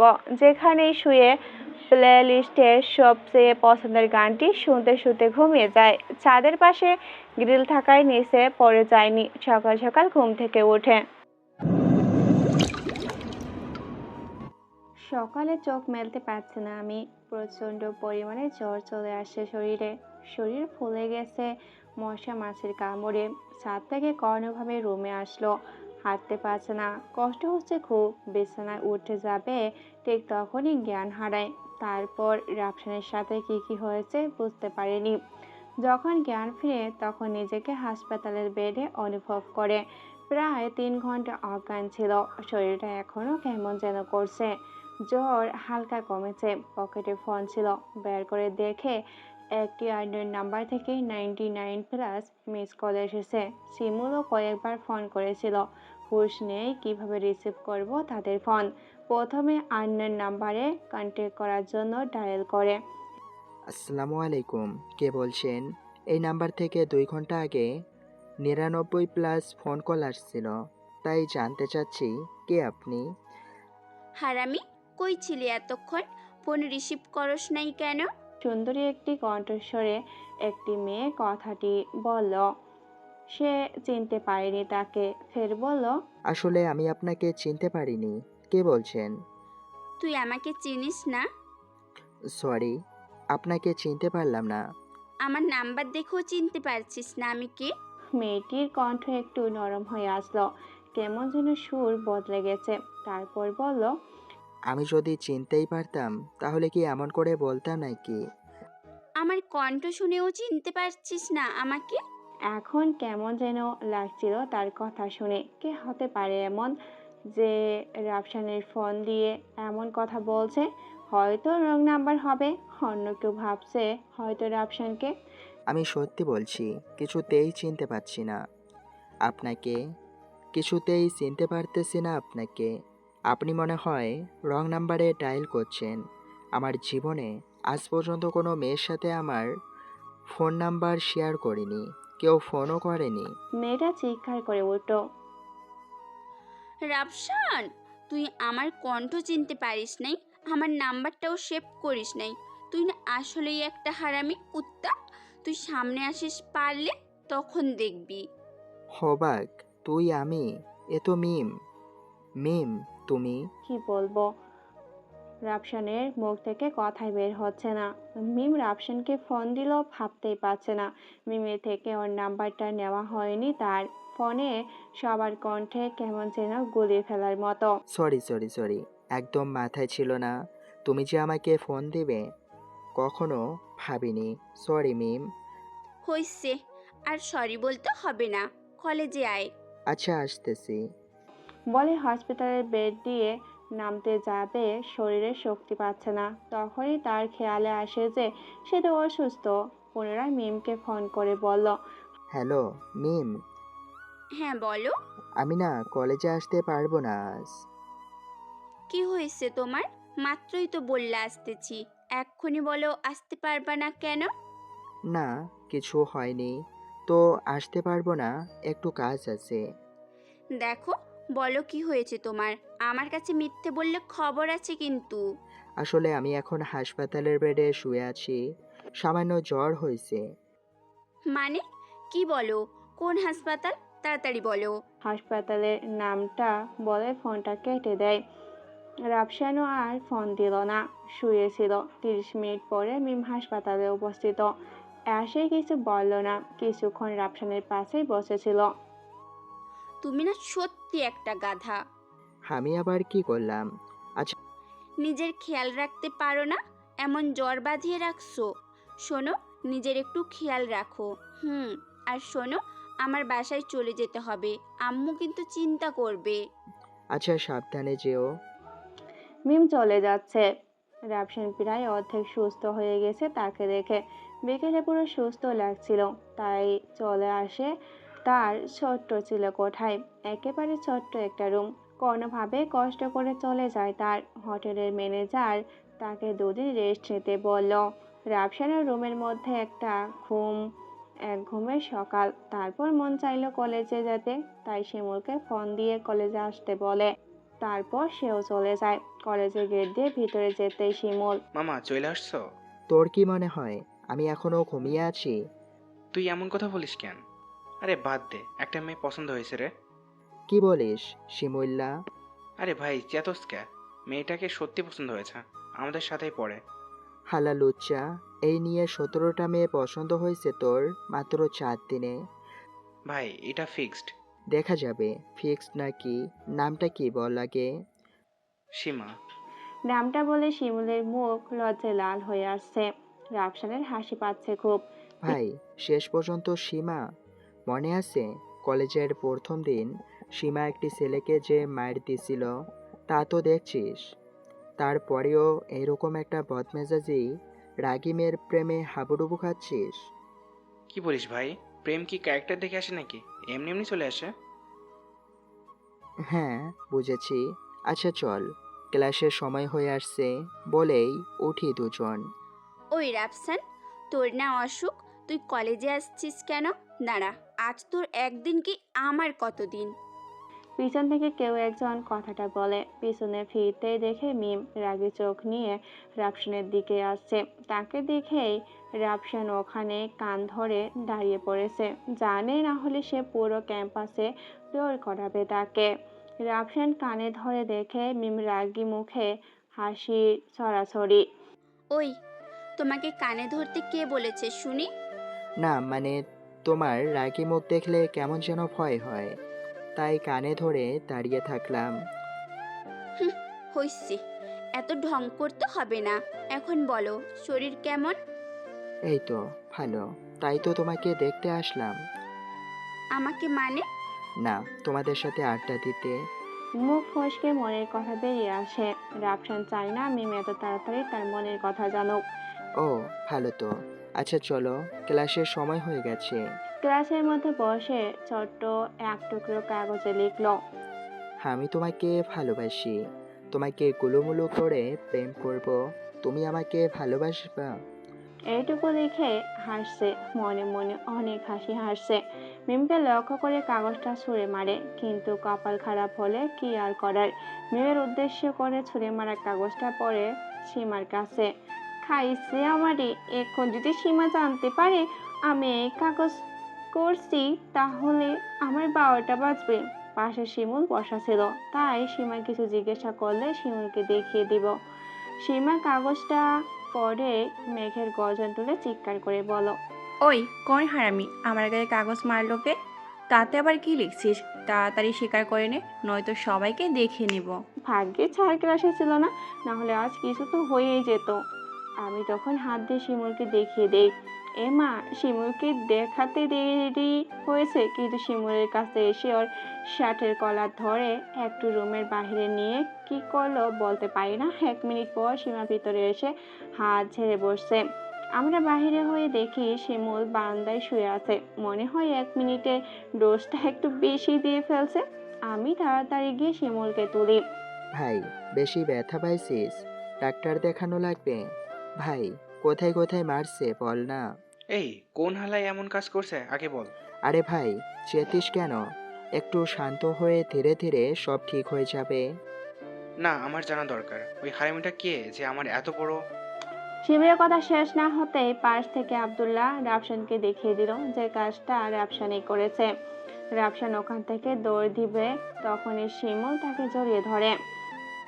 ভাই, একটা ভালো কাজ করছিস এতদিনে। ভাই, সীমা তো রাজি। মানে বলিস কি? তাহলে এখানে তোকে নিয়ে এসে কি করলো? আরে যা, কিছু করে নাই। কি করছে বল, না হলে আমি গিয়ে আবার বলে দিব কাজটা তোর ছিল না। আরে আরে, এমন করছিস কেন ভাই? ও না এসে একটা চুমু দিয়ে বললো সে রাজি। আমরা সবাই স্তব্ধ। শিমুলের গাল লাল হয়ে আসছে, শরীরে কাতুকুতু ভাব চলে আসছে। আহারে, এই ছেলেকে নিয়ে কোথায় যাব? এত লজ্জা নাকি ছেলেদের থাকে? শালা লুচ্চামি করার সময় তো এত লজ্জা থাকে না। রাফসানের কপাল খারাপ আমার মনে হয়। মন মরা হয়ে ক্লাসে চলে যায়। ক্লাস শেষ করে মিমের আগেই বাহির হয়ে যায়। মনের মধ্যে ফাজলামো বুদ্ধি এঁটেছে। মিম পিছন থেকে অনেকবার ডাকলো, কিন্তু পিছন ফিরে দেখার সময় নেই তার। বাহিরে এসে ফুচকাওয়ালা মামার কাছ থেকে একটা ছুরি নেয়। মিম আসছে তার সামনে, হাতে ছুরিটা তার গলায় ধরলো। মিম আসছে তার দিকে, হাতের ছুরিটা তার গলায় চেপে ধরে। তার কোনো উল্টো রিয়েকশন নেই। ব্যাগ থেকে ইয়ারফোন বের করে কানে গুঁজে নিল। রাফসান হতবাক, মেয়েটি একটু চমকালো না। এই তোমরা একটুও এই তোমার একটুও ভয় করে না? আমি যে তোমার গলায় ছড়ি ধরে আছি, তুমি কি না গান শোনার জন্য ইয়ারফোন বের করছো? একটু তো চমকে ওঠো। মিম হাসলো। এখানে ভয়ের কি আছে শুনি? দেখতেছি তো আমার চাইতে তুমি বেশি নার্ভাস ফিল করতেছো। ভয়? তুমি ছুরিটা ঠিক করে ধরো আগে। উল্টো ধরে আছো তো। নিজের পায়ের দিকে খেয়াল করছো? তোমার হাঁটু কাঁপছে এখনো। না মানে, তোমাকে একটু ভয় দেখাতে আসছিলাম, নিজেই বোকা হয়ে গেলাম। শোনো, আমাকে ভয় দেখাতে এসে নিজের কি অবস্থা করেছো খেয়াল আছে? এখানে বসো। তারপর মিম একটা পানির বোতল রাফসানকে দিয়ে সাবধানে ছুরিটা গলা থেকে সরিয়ে ফেলল। এই মিম, কখনো প্রেম করেছো? রাফসানের এমন প্রশ্ন শুনে মিম হঠাৎ চমকে ওঠে। এমন গাধার মতো প্রশ্ন করব হয়তো সে ভাবতেই পারেনি, মনে হয় আর কি। ভাই রে ভাই, প্রেম তো দূরের কথা, ছেলেদের সাথে ভালো করে কথাই হতো না। আমি গার্লস স্কুলে পড়েছি, কলেজে এসে তোমাদের সাথে পরিচয়, তাছাড়া আর কারোর সাথে না। তাহলে ওই যে রাস্তায় যে বিরক্ত করতো সে কে? ধুর, বলো না তো। ও একটা ছেঁচড়া লুইসা ছেলে, সারা দিন পিছনে পড়ে থাকতো। কিছুদিন হলো পিছু নেয় না আর।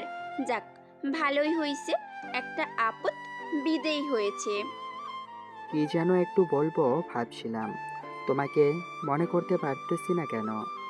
তুমি এখনো নিজের সিদ্ধান্তটা সঠিকভাবে নিতে পারতেছো না, তাই এমন হচ্ছে।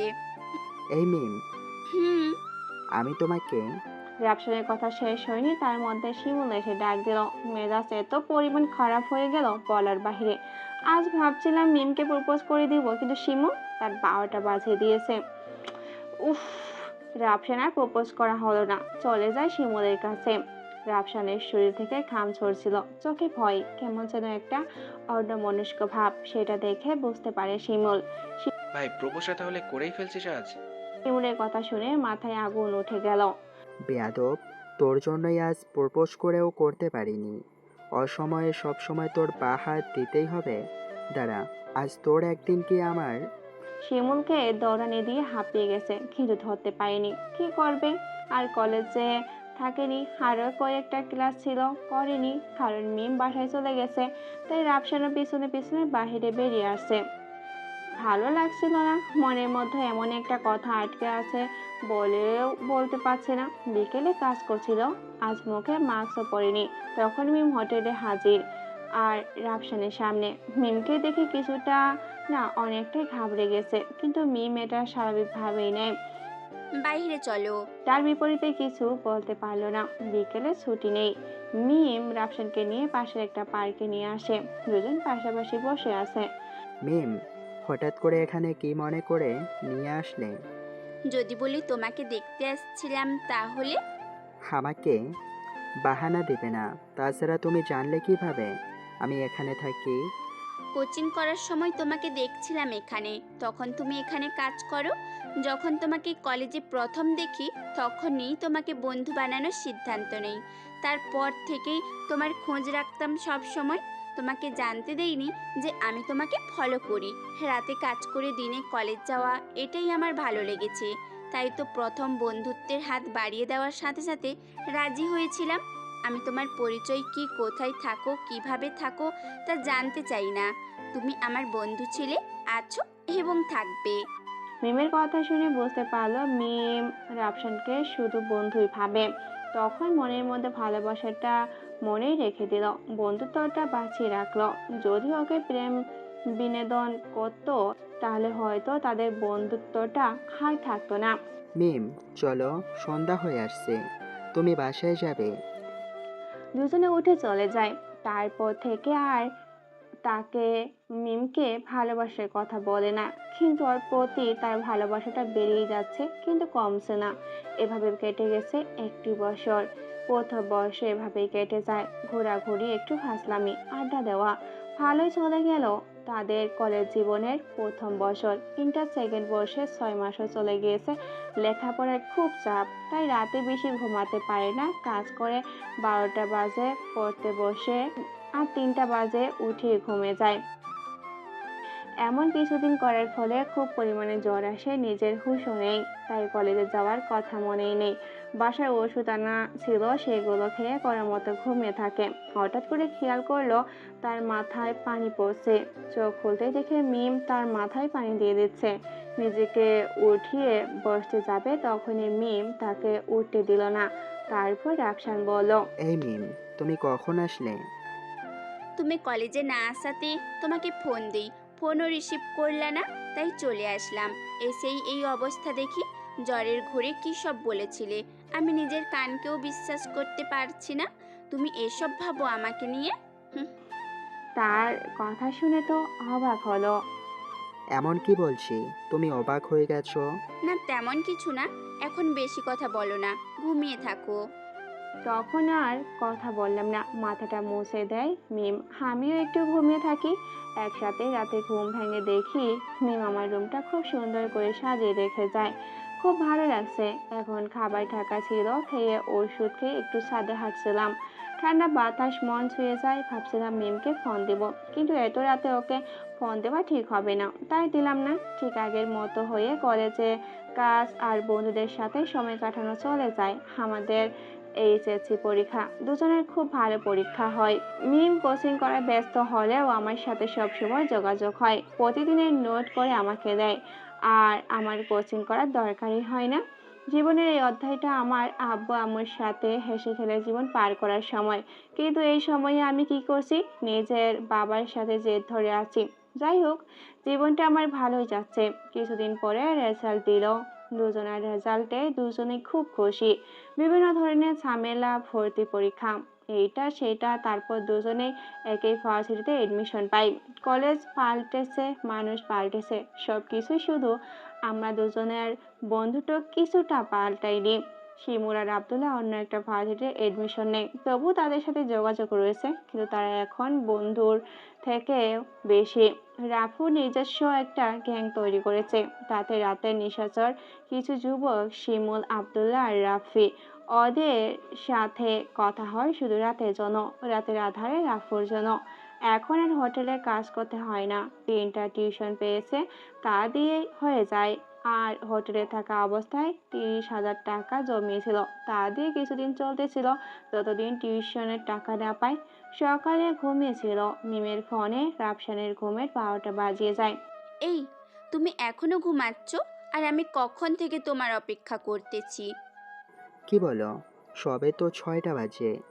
ওই 6টা বাজে, তাতে কি? শুনি, তুমি এখন ঘুম থেকে উঠে ফ্রেশ হবা, একটু ছাদে গিয়ে হাঁটাচলা করবা, তারপর নাস্তা করে আসবা। আর আজ তো ভার্সিটির প্রথম দিন, তাহলে তো একটু তাড়াতাড়ি আসতে হবে, তাই না? জি ম্যাডাম, আপনার হুকুম মাথা পেতে নিলাম। ঢং করা হইছে? তাহলে এক্ষুনি ওঠো। যদি এই কাজগুলোর একটাও মিস যায় না, তাহলে তোমার মাথার চুল একটাও থাকবে না বলে দিলাম। বলেই ফোনটা কেটে দেয় মিম। রাফসানও মিমের বলা প্রতিটা কাজ করে, নাস্তা করে মিমকে ফোন দিয়ে রাস্তায় দাঁড়িয়ে বলে, আমি যেখানে নতুন উঠেছি সেখান থেকে মিমের বাসা 5 মিনিটের পথ। মিমের সাথে দেখা হয়ে যেই একটা রিক্সাতে উঠবো, তখনই আমাদের সামনে একটা BMW এসে থামে, আর সেখান থেকে 2টা ভদ্রলোক বাহির হয়। ভাবছি শহর যেহেতু আসতেই পারে, থামতেই পারে। 30 সেকেন্ড সময় নেয়নি, তারা আমার নাকে একটা রুমাল চেপে ধরে আমার জ্ঞান হারায়। এই শোনো না, প্রতিদিন ভালোবাসার নতুন নতুন গল্প পেতে ও শুনতে চাইলে আমাদের আলোর ডায়েরি চ্যানেলটি সাবস্ক্রাইব করে পাশে থাকা বেল আইকনটি বাজিয়ে দিও, কেমন? 30 সেকেন্ড সময় নেয়নি, তারা আমার নাকে একটা রুমাল চেপে ধরে, জ্ঞান হারাই আমি। তারপর কি হয় কিছুই মনে নেই আমার। যখন আমার জ্ঞান ফিরে, মাথাটা ঝিমঝিম করছিল, চারিদিকে অন্ধকার, একটু নড়ে চড়ে চাইছিলাম, হালকা শব্দ করার চেষ্টা করছি, সাথে সাথেই আলো জ্বলে ওঠে। দুপাশে দুজন, যেই দুজন আমাকে কিডন্যাপ করেছে, একজন সামনে বসা ছিল, তাকে দেখতে পাইনি, পাশের জনের চেহারা হালকা হালকা বোঝা যাচ্ছিল। আমাকে এখানে ধরে নিয়ে আসার কারণ কি? কারো মুখে কোনো কথা নেই, ফের জিজ্ঞাসা করলো, এই যে হ্যালো, আপনাদের সাথে আমার কি শত্রুতা যে আমাকে এমনভাবে তুলে নিয়ে এসে বেঁধে রেখেছেন? তখনই সামনে বসা চেয়ারে পিছন থেকে বেরিয়ে আসে ওদের বস। রাফসান তো তাকে দেখে অবাক, না অবাক না, চমকে গেছে। এটা কি? কি চিনতে পেরেছিস আমাকে? মিমের পিছনে ঘোরার জন্য বাটম দিয়েছিলি, তখন কিছু বলতে পারিনি। নিজের চিকিৎসার জন্য দেশের বাহিরে গেছিলাম, তাই কিছু বলিনি। আর কালকেই দেশে ফিরে তোকে শেষ করব বলে তুলে নিয়ে এসেছি। মিমের জন্য তুই আমাকে মেরেছিস না? দেখ এখন আমি কি করি মিমের। কথাটা বলেই রায়হান হ হ করে হেসে ফেলল। তার হাসি থামতেই রাগী কণ্ঠেই বলল, তুই মিমের কিছু করতে পারবি না। আমি থাকতে তার কিছু করার আগে আমাকে সামনে পাবি, দেওয়াল হয়ে। তুই তো নিজেই মৃত্যুর মুখে দাঁড়িয়ে, তুই বাঁচাবি মিমকে? ফানি জোকস, নিজেকে বাঁচিয়ে দেয় কাগে। তবে শোন, তোর সাথে মিমকে তুলে নিয়ে আসতে পারতাম, কিন্তু আমি চাই মিম পাগলের মতো করে তোর জন্য ছুটে আসুক। আমি যেমন তার পিছে ঘুরেছি, ঠিক তেমনি মিম তোর পিছে ঘুরতে ঘুরতে আসুক, তবেই তো আসল মজা হবে। রাফসান রায়হানের কথা শুনে থমকে যায়, নিস্তব্ধ হয়ে যায়, মুখ দিয়ে কোনো কথাই বের হচ্ছিল না। কি করে এখন? ঠিক তখনই কোমরে হাত যায় তার, বুঝতে পারে বন্দুকটা কোমরেতেই আছে। ওরা হয়তো ভাবেনি তার কাছে বন্দুকও থাকতে পারে। রায়হান তখনই মিমকে ফোন দিয়ে একটা MMS পাঠায়। রাফসান ওদের কাছে বন্দি যে সে যেন তাড়াতাড়ি বড় ফ্যাক্টরিতে চলে আসে। মিমকে আসতে বলে রায়হান বাহিরে বের হয়ে যায়। পাশে থাকা দুজনের মধ্যে একজন ঘুমিয়েছিল আর একজন জেগেছিল। তাদের উদ্দেশ্যে বলল, তোরা কেউ রাফুর নাম শুনেছিস? অন্ধকারের দানব রাফু। নামটা শুনতেই ঘুমিয়ে থাকা ব্যক্তিটা লাফ দিয়ে উঠে যায়। ওই কি বলি তুই? কার নাম মুখে নিলে এইমাত্র? জানিস তুই যার নাম মুখে নিয়েছিস সে কে? রাফু। তোর সাহস তো কম নয়, রাফুর নাম মুখে নিস? শোন, তোরা কেউ রাফুর চেহারা দেখেছিস? না দেখিনি, কিন্তু তুই আবার রাফুর নাম নিলি যে? কথাটা বলেই রাফসানের গালে একটা থাপ্পড়। গালটা লাল হয়ে গেছে, রাগে ফুঁসতেছে রাফসান। ভুল করে ফেললি আমার গায়ে হাত তুলে।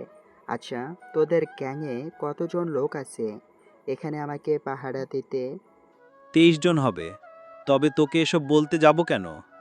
তোকে ভয় পাইনি আমরা। আচ্ছা শোন, তোরা তো 20+ লোক আছিস।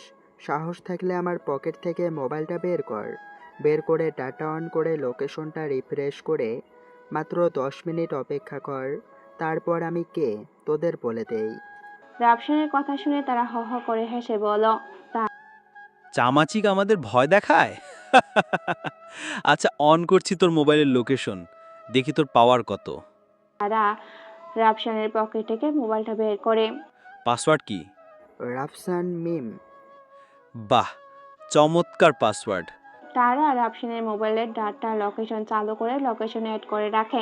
একটু সময় অপেক্ষা করে তারা বলল, কই কি হলো আমার তো একটা চুলও বাঁকা হইল না তোর থ্রেটে। Just wait 5 minute.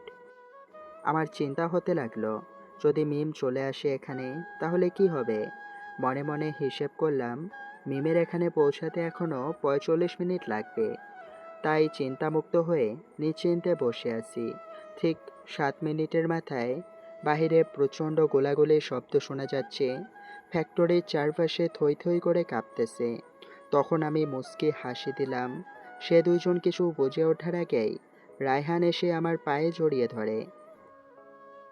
রাফু ভাই আমাকে ক্ষমা করে দেন ভাই, আমি আপনাকে চিনতে পারিনি ভাই, এবারের মতো ক্ষমা করে দেন।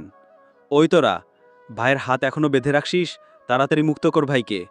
ভাই ক্ষমা করেন ভাই। তখন কি করবে ওরা দুজন ভেবে পাচ্ছে না। তার বাঁধন সব খুলে দিয়ে রাফসানের পা জড়িয়ে ধরে। ভাই ভুল হয়ে গেছে বলে কান্না করা শুরু করে দেয়। একটু হেসেই কোমর থেকে বন্দুকটা বের করেই পাশের দুজনার মাথার খুলি উড়িয়ে দেই। তারপর বন্দুকটা রায়হানের মাথায় তাক করি। ভাই আমি আপনাকে চিনতে পারিনি ভাই, এবারের মতো ক্ষমা করে দেন। তোকে আমি কিছুই করতাম না, তুই শুধু আমাকে নিয়ে আসতি। কিন্তু তুই আমার কলিজাকে ধরে টেনে নিয়ে আসতেছিলি। ওয়েট, কি যেন করবি মিমের? বল আর কে? একবার আর একবার বল।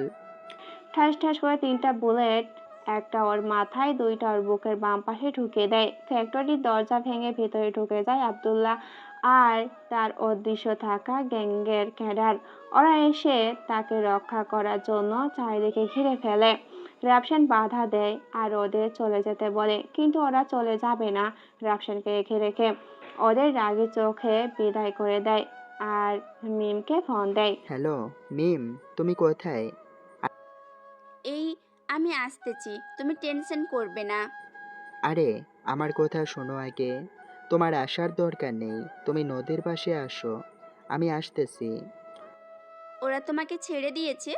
তারা আমাকে মুক্ত করেনি, বিপক্ষ শত্রুরা তাদের উপরে হামলা করছিল, তাতে ওরা সবাই মারা যায়। আমাকে বাধা থাকা দেখে ছেড়ে দেয়। এই তোমার কিছু হয়নি তো? এই কি হয়েছে বলো, বলো না। আরে আমার কিছুই হয়নি, তুমি চলে এসো তাড়াতাড়ি।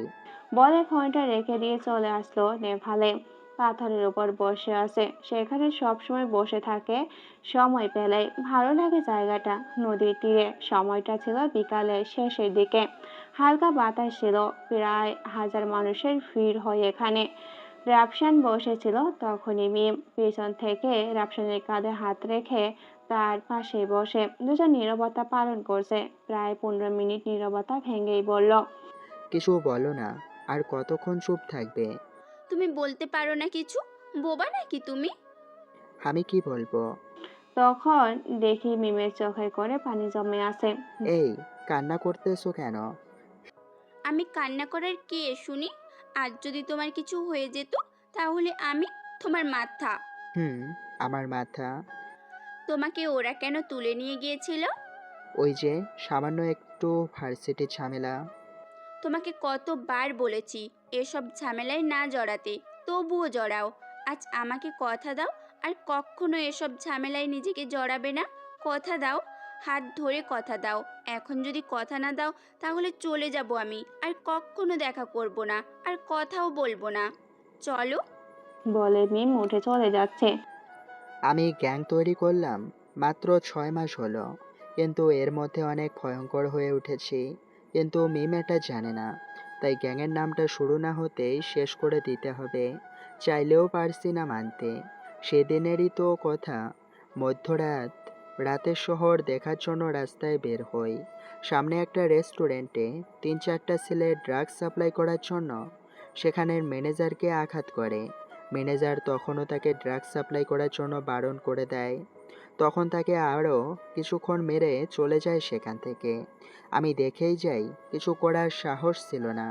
ফের অন্যদিকে চলে যাই, ল্যাম্পপোস্টের নিচে বসে আছি। কিছুক্ষণ দেখলাম ওই সব ছেলেগুলো একটা মেয়েকে তুলে নিয়ে যাচ্ছে। সহ্য হয়নি শরীরে। কন্ট্রাকশন সাইড থেকে কাটা রড নিয়ে এসেই তাদের উপর হামলা করি। আমার দেখা দেখি পাশ থেকে আরও একটি ছেলে এসে হামলা করে তাদের উপর। 3 জনেরই মৃত্যু হয় অন দ্য স্পট। ছেলেটা নিজের মুখ থেকে রক্ত মুছতে মুছতেই বলল, এদের উচিত শিক্ষা হয়েছে ভাই। আমি আমার বোন হারিয়েছি, বড় ভাই ড্রাগস এডিক্টেড। এদের থেকে রেহাই পেতে হলে এদের মৃত্যু দিতে হবে। আইন এদের কিছুই করতে পারবে না, আমাদেরকে কিছু করতে হবে। এদিন ওই ছেলেটার কথা শুনে তাকে নিয়ে শুরু হয় তার গ্যাং। আস্তে আস্তে ভয়ঙ্কর সব কাজ করে শহরের মধ্যে হইচই তুলে পরিচিত পাওয়ায় রাফসানের গ্যাংয়ে সমাপ্তি হয়তো হবে আজ। মিমের হাতটা ধরে হ্যাকসার টান দিয়ে রাফসানের পাশে বসিয়ে বলে, আচ্ছা, তোমাকে কথা দিলাম আর কখনো মারামারি ঝামেলায় জড়াবো না। তখনই প্রথম মিম রাফসানের কোলে মাথা রাখে। রাফসান কি বলবে ভাবতেই পারছে না অনেকক্ষণ পর। এখন চলো, রাত হয়ে আসছে। চলো। বলে দুজনাই বাসার দিকে রওনা হয়। মিমকে বাসার সামনে নামিয়ে দিয়ে রাফসান চলে যায় আড্ডায়। আব্দুল্লাহ আমাদের গ্যাং এখানে সমাপ্তি করে দিতে আজ এখানে এসেছি আমি। রাফসানের কথা শুনে আড্ডার সবাই কেমন যেন চোখে চাওয়া চাওয়ি দিয়ে উঠল। আমি জানি তোরা সবাই কি বলতে চাচ্ছিস, কিন্তু দেখ, এটা বড় হবে না, তোদের এর উত্তর দিতে পারবো না। দেখ, আমাদের যা তহবিল আছে সেগুলো একটা গরিবদের স্কুলে বিতরণ করে দিয়ে যাব, তার কথা শেষ হতে আব্দুল্লাহ বলল, দেখ ভাই, আমরা তো বাজে কোনো কাজ করি না, সমাজের জন্যই কাজ করি, সমাজ থেকে খারাপ লোকদের দমন করি। তাহলে আমাদের গ্যাং সরানোর কি আছে? এখন তো সমাজে কোনো ধরনের বাজে কাজ হয় না, তা এখন গ্যাং রেখে লাভ নেই, বরং সমস্যা। তাই শোন, গ্যাংয়ের কার্যক্রম এখানেই সমাপ্তি। যখন দরকার পড়বে সবাইকে ডাকা হবে। এর মধ্যে যে যার মতো করে জীবনযাপন কর, একটা শান্তিপূর্ণ জীবন গড়ে তোল। চলে আসলো সে। আসার আগে সেখানকার সবকিছু অস্ত্রগুলো এক জায়গায় লুকিয়ে তাদের আড্ডাখানা বন্ধ করে দেয়। একটা সাধারণ মানুষের মতো জীবন শুরু করে দেয়। প্রতিদিন ভার্সিটি, মিমের সাথে আড্ডা, ঘোরাঘুরি, বিকেলে টিউশন, এভাবেই চলে যেতে লাগলো তাদের জীবন। রাফসান যেদিন মিমের ডায়েরিটা পড়ে আর বুঝতে পারে মিম তাকে তার নিজের জীবনের চাইতেও ভালোবাসে, কিন্তু এটা দেখে অবাক হয় মিম নিজেই তাকে অনার্স ফাইনাল ইয়ারে বসে প্রপোজ করবে। তার আগে রাফসান প্রপোজ করলে মিম রিজেক্ট করে দেবে। একে আমার পাগলামি, কিছুই বুঝতেছে না। কিছুদিন যাওয়ার পরে দেখে মিম তাকে ইগনোর করতে শুরু করে। ইদানিং মিম রাফসানকে ইগনোর করতে শুরু করে। কি করবে বুঝতে পারছে না। কি হয়েছে তার? রাফসানকে এভাবে এড়িয়ে চলার মানে হয় না। কিভাবে পাচ্ছে সেইগুলো করতে? যে এক মুহূর্তে কথা না বললে পারে না, ছটফট করতো, সে এখন তাকে দেখেও না দেখার অভিনয় করছে। রাফসান যতই ওর কাছে যাওয়ার চেষ্টা করে মিম তার থেকে দূরে সরে যায়। ব্যাপারটা এই নিয়ে 3 দিন হয়ে গেল। এই 3 দিন তার কাছে 30 বছরের মতো লাগছিল। যাই হোক, যেভাবেই হোক না কেন, কোনো আজ তার কাছ থেকে সব সত্যি বের করতেই হবে। ভার্সিটি পৌঁছে আগে মিমের খোঁজ নেই। মিম তখনও ভার্সিটি আসেনি। ইদানিং মিম কেমন যেন হয়ে গেছে, চোখের নিচে কালো দাগ পড়ে গেছে, মনে হচ্ছে সারা রাত কান্না করে। মিমকে ভার্সিটির গেট দিয়ে ভিতরে ঢুকতে দেখেই রাফসান মিমের কাছে চলে যায়। এই মিম, দাঁড়াও। কিছু বলবা? তাহলে বলো, না হলে আমার কাজ আছে। তোমার কাজ পরে, আগে বলো তুমি এমন হয়ে গেলে কেন? আমি ঠিক আছি, আগের মতোই আছি। আমাকে যেতে দাও তো। আজ কোথাও যেতে পারবে না আমার প্রশ্নের উত্তর না দিয়ে? ইগনোর কেন করতেছো আমাকে? আমি তোমার একটা কথাও শুনতে চাচ্ছি না, প্লিজ। তোমাকে শুনতেই হবে আজ। কেন শুনবো? কারণ আমি তোমাকে ভালোবাসি। তুমি আমার জীবনের সব কিছু জুড়ে নিজেকে জড়িয়ে নিয়েছো। প্রতিটা মুহূর্তে শুধু তোমাকেই খুঁজে যাই, সবখানে, সব জায়গায়। এমন একটা রাত নেই যে তোমাকে নিয়ে স্বপ্ন না দেখছি। তোমাকে ছাড়া একটা মুহূর্তও ভাবতে পারি না আমি। তুমি বুঝেও না বুঝার অভিনয় করছো কেন? আমি তো তোমাকে ভালোবাসি না, তোমাকে আমি আমার বন্ধুই ভাবতাম, আর বেশি কিচ্ছু না। এখন এটা শুনলাম তুমি তো আরও 8-10টা ছেলের মতোই হয়ে গেলে। ভাবছিলাম তুমি সবার চাইতে আলাদা। এগুলো জানলে কখনো তোমার সাথে বন্ধুত্ব করতাম না। তুমি আমাকে মিথ্যে বলতেছো। জানো না তুমি মিথ্যে বললে আমার চোখ ছলছল করে? তাও আমার সাথে মিথ্যে বলতেছো কেন? কেন মিথ্যার আশ্রয় নিচ্ছ বলো? মিথ্যে বলিনি আমি। তাহলে আমাকে ছুঁয়ে বলো তোমার ডায়েরির প্রতিটা কথা, মিথ্যে লেখা প্রতিটা অক্ষরে, আমাকে নিয়ে স্বপ্ন গড়া সবগুলো মিথ্যে। তুমি আমাকে শুধু বন্ধু ভেবেছ, নিজের থেকে বেশি ভালোবাসোনি। বলো এগুলা সব মিথ্যে? তুমি আমার ডায়েরি ধরেছিলে কেন? আসলে মিম, সরি। সেদিন তুমি বাইরে এসেছিলে, ক্লাসে তোমার ব্যাগ দেখে তোমার জন্য নিয়ে আসা নুডলস বের করে খাওয়ার শয়তানি বুদ্ধি চেপেছিল। আর তখনই তোমার ডায়েরিটা পাই। হালকা একটু পড়ে বুঝলাম আরও কিছু লেখা আছে, তাই পড়ে ফেলি। সরি। বলো বলো, কেন তুমি মিথ্যের আশ্রয় নিচ্ছ? মিম তখন পাশে থাকা একটা বট গাছের পাশে বসে পড়ে, চোখ দিয়ে পানি ঝরছে। বলতে শুরু করে সে, সেদিন ভার্সিটি শেষ করে বাসায় গিয়ে দেখে কিছু মাস্তান তাদের বাসার ভিতরে আব্বুকে ধরে ধমকাচ্ছে। আব্বু তাদের কাছ থেকে টাকা ধার নিয়েছিল, তাই এবার শোধ করে দিয়েছে। তারপর নকল ডকুমেন্ট তৈরি করে আবার তার চেয়ে 5 গুণ বেশি টাকা দাবি করেছে। আব্বুর মাথায় বন্দুক তাক করা ছিল। তা দেখে আর সহ্য হয়নি আমার। সোজা গিয়ে ওই মাস্তান লিডারের গালে একটা থাপ্পড় দেই, কিন্তু কোনো রিয়াকশন নেই। তার আমার দিকে হাঁ করে তাকিয়েছিল কিছুক্ষণ। আম্মু এসে আমাকে রুমে নিয়ে যায়। তারপর বাইরে আব্বুর সাথে কি কথা হয় কিছুই জানি না, আমি আর শুনিও নি। ওরা চলে যাওয়ার আগে আমাকে বলে যায় আমার রুমে যে ছেলেটার ছবি টাঙানো আছে তাকে ভুলে যেতে, না হলে তাকে মেরে ফেলবে। তারপর আব্বুর কাছে আসতেই শুনি মাস্টারটা নাকি আমাকে পছন্দ হয়ে গেছে, আমাকে বিয়ে করবে, তাও 7 দিনের মধ্যে। আর আমার ছোট ভাইটাকে ওরা নিয়ে গেছে, বিয়ের দিন ওকে মুক্তি দিবে। আমি কি করবো বলো? আমাকে রুমে শুধু তোমার ছবি আমার রুমে শুধু তোমার ছবি টাঙানো, সাথে আমার ছোট্ট ভাইটাও ওদের কাছে। এছাড়া আমার কোনো উপায় ছিল না। মিমের কথা শুনে মস্তিষ্কে আগুন লেগে যায়। বলল, মাস্তানের নাম কি? হৃদয়, HR গ্যাং, ওদের আব্বু বলল। রাপসানের মাথায় রক্ত তখন টগর বগর করে ফুটছে। ঠিক তখনই হৃদয়ে দুজন ক্যাডার রাফসানদের একসাথে দেখে রাফসানকে মারতে চলে আসে। এসে রাফসানের শার্টের কলার ধরে, কিছু করতে পারছে না ওদের, কারণ মিমের কাছে প্রতিজ্ঞাবদ্ধ করেছে মারামারি করবে না। কিছুক্ষণ ওরা দুজন রাফসানকে মারছে, মিম বাধা দিলেও শুনে না। তখনই মিম বলল, রাপু, আমি জানি তুমি ওদের কিছু বলছো না আমাকে দেওয়া প্রতিজ্ঞার কথা ভেবে। তোমাকে আমি বলছি, আজকের মতো সেই কথা ভুলে যাও। মিম কথাটা শেষ করতে না করতে ওদের দুজনের হাতের মধ্যে পাশে থাকা এক টুকরো বড় রড ঢুকিয়ে দেয়। পুরো ক্যাম্পাস নিস্তব্ধ। মিম তো হাঁ হয়ে তাকিয়ে আছে। ওদের ওখানে মেরে ফেলতে পারতো, মেরে ফেললে মিমের কাছে খুনি হয়ে যেত, তাই খুন না করে আহত করলো। তাকে বলল, মিম, তুমি বাসায় যাও, কালকে সকালের মধ্যে তোমার ভাই তোমার বাসায় থাকবে। মিম কিছু বলতে পারে না। মিমকে গাড়িতে উঠিয়ে দিয়ে রাফসান ওই দুজনকে হাসপাতালে নিয়ে চলে যায় নিজ দায়িত্বে।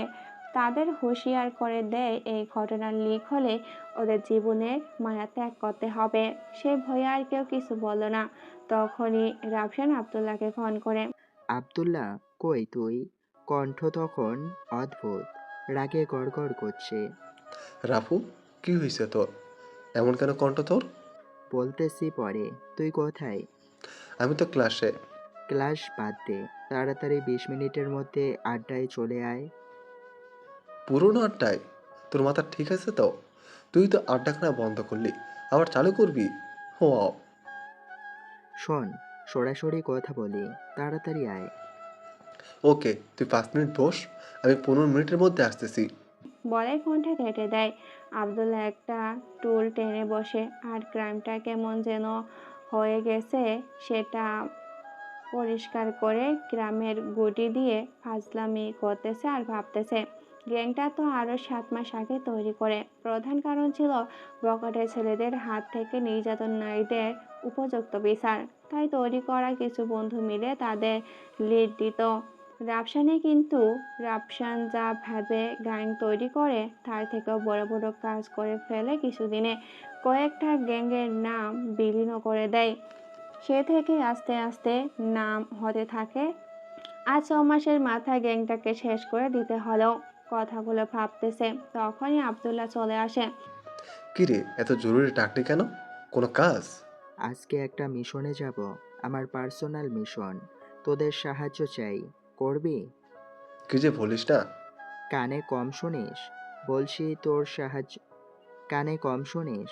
বলছি তোরা সাহায্য করলে ভালো, না হয় আমার একা যেতে হবে মিশনে। ওই, তোরে বলছি আমরা সাহায্য করব না। হুম, বেশি বুঝোস কেন? আগে বল কি হয়েছে। তখন সব খুলে বলল মিমের ঘটনা। সেটা শুনে আব্দুল্লাহ তো পুরো আগুন হয়ে গেছে রাগে, এখনই হামলা করবে। কিন্তু রাফসান বাধা দেয়। এই কাজে মাথা ঠান্ডা রাখতে হয়, প্ল্যান করে কাজ করতে হবে। হৃদয় গ্যাং তো আর ছোটোখাটো গ্যাং না, মোটামুটি টক্কর দেওয়ার মতোই। সবাইকে ডাকা হলো।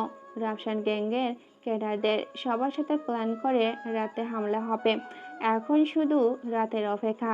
সবাই সব অস্ত্র রেডি করে প্রস্তুত হতে হতে রাত হয়ে যায়।